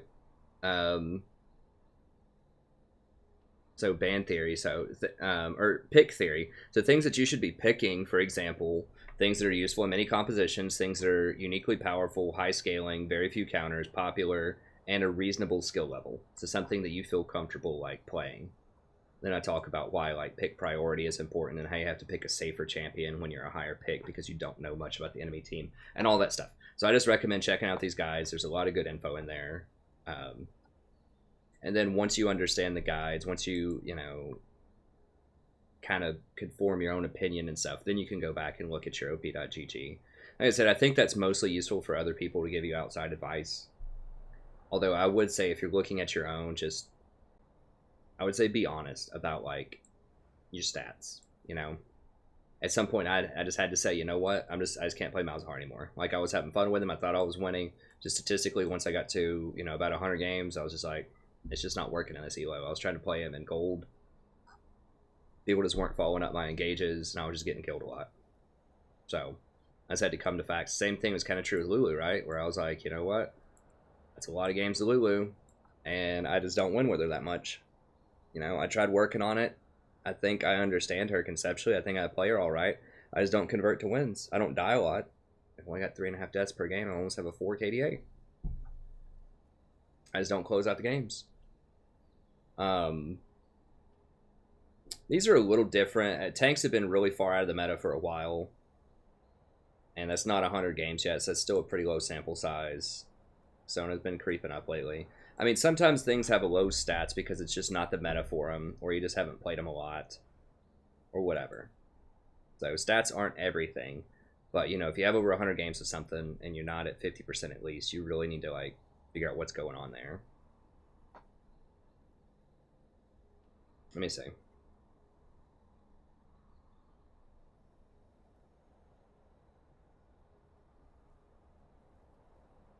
Hey Dempsey, I do offer an op.gg review for $5 if you want to donate $5. Just email me your op.gg at thestrategyprofessor@gmail.com, donate $5 and I'll go over it. The reason I don't go over it for free is because everybody would want that and I just can't do it for everybody. $5 is extremely cheap. One trick pony for support. I mean, it just depends on what the one trick is. I mean, I think having a low champion, like a small champion pool, is good. I think you should, you know, play like 3 to 5 champions. I think if you're one tricking something that's really popular or something that could have bad matchups, I'm not a fan of that. But you know, if you find something that's really powerful that a lot of people aren't picking and banning, that's good into a lot of matchups, sure. I mean, I wouldn't say that I one trick in any meta, but I certainly play one champion a lot more than others, you know, depending on the meta. So, for example, recently it's been Janna, but in the past I've played a ton of Zyra also, and in Season 6 I played a lot of Tahm Kench, played a lot of Nautilus. Yeah, it just depends on the meta. Yeah, I mean, the reason that people one trick or that people play, you know, 2 or 3 champions is so that you really truly understand that champion, what you should be doing in every situation. So you know, like, when you can fight, when you can't fight, items you should build, like different game states. You get used to their animations. You know, you just get used to when you can go all in, the limits of your champion, all of that kind of stuff. And if you know, if you find yourself playing like 10 different supports all the time, like that might be fun to switch it up and you have some variety. But if you're just doing it for variety's sake, I would say no. If you're like very tactical and you're playing well with all of those supports, I would say sure.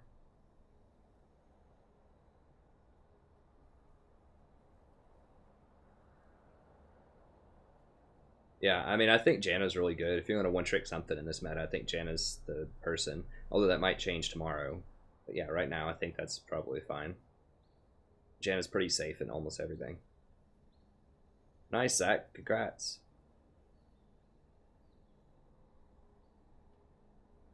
I would get Ardent a lot faster on Janna, personally.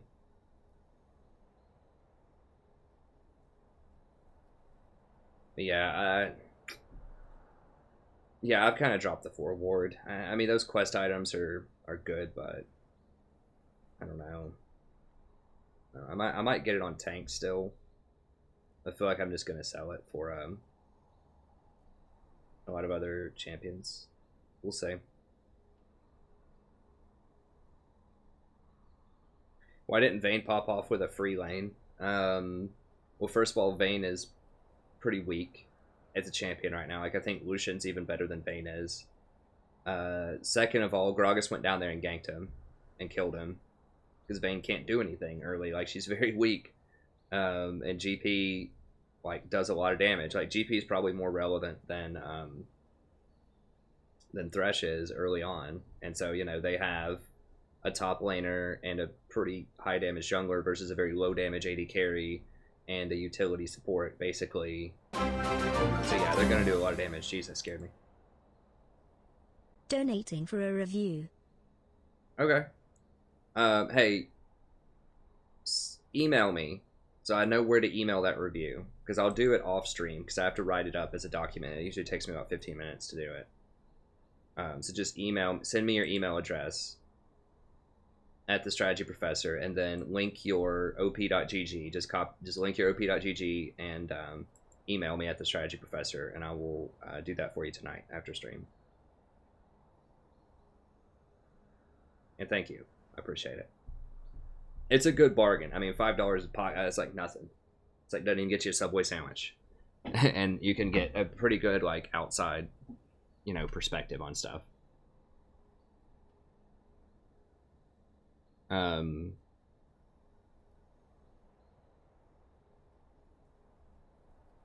I think that's going to be it. So thank you very much, everybody. I hope you appreciate it. Or I hope you enjoyed it. I appreciate it. Sorry, it's getting kind of late. It's been a long day. And I'll be back here tomorrow around 9 o'clock Eastern Standard Time. I'm going to work on the guides for, or the, I'm going to work on the patch notes and the tier list and finish up the coaching and all that stuff. So anyways, thank you very much. I'll see you next time, and have a great night.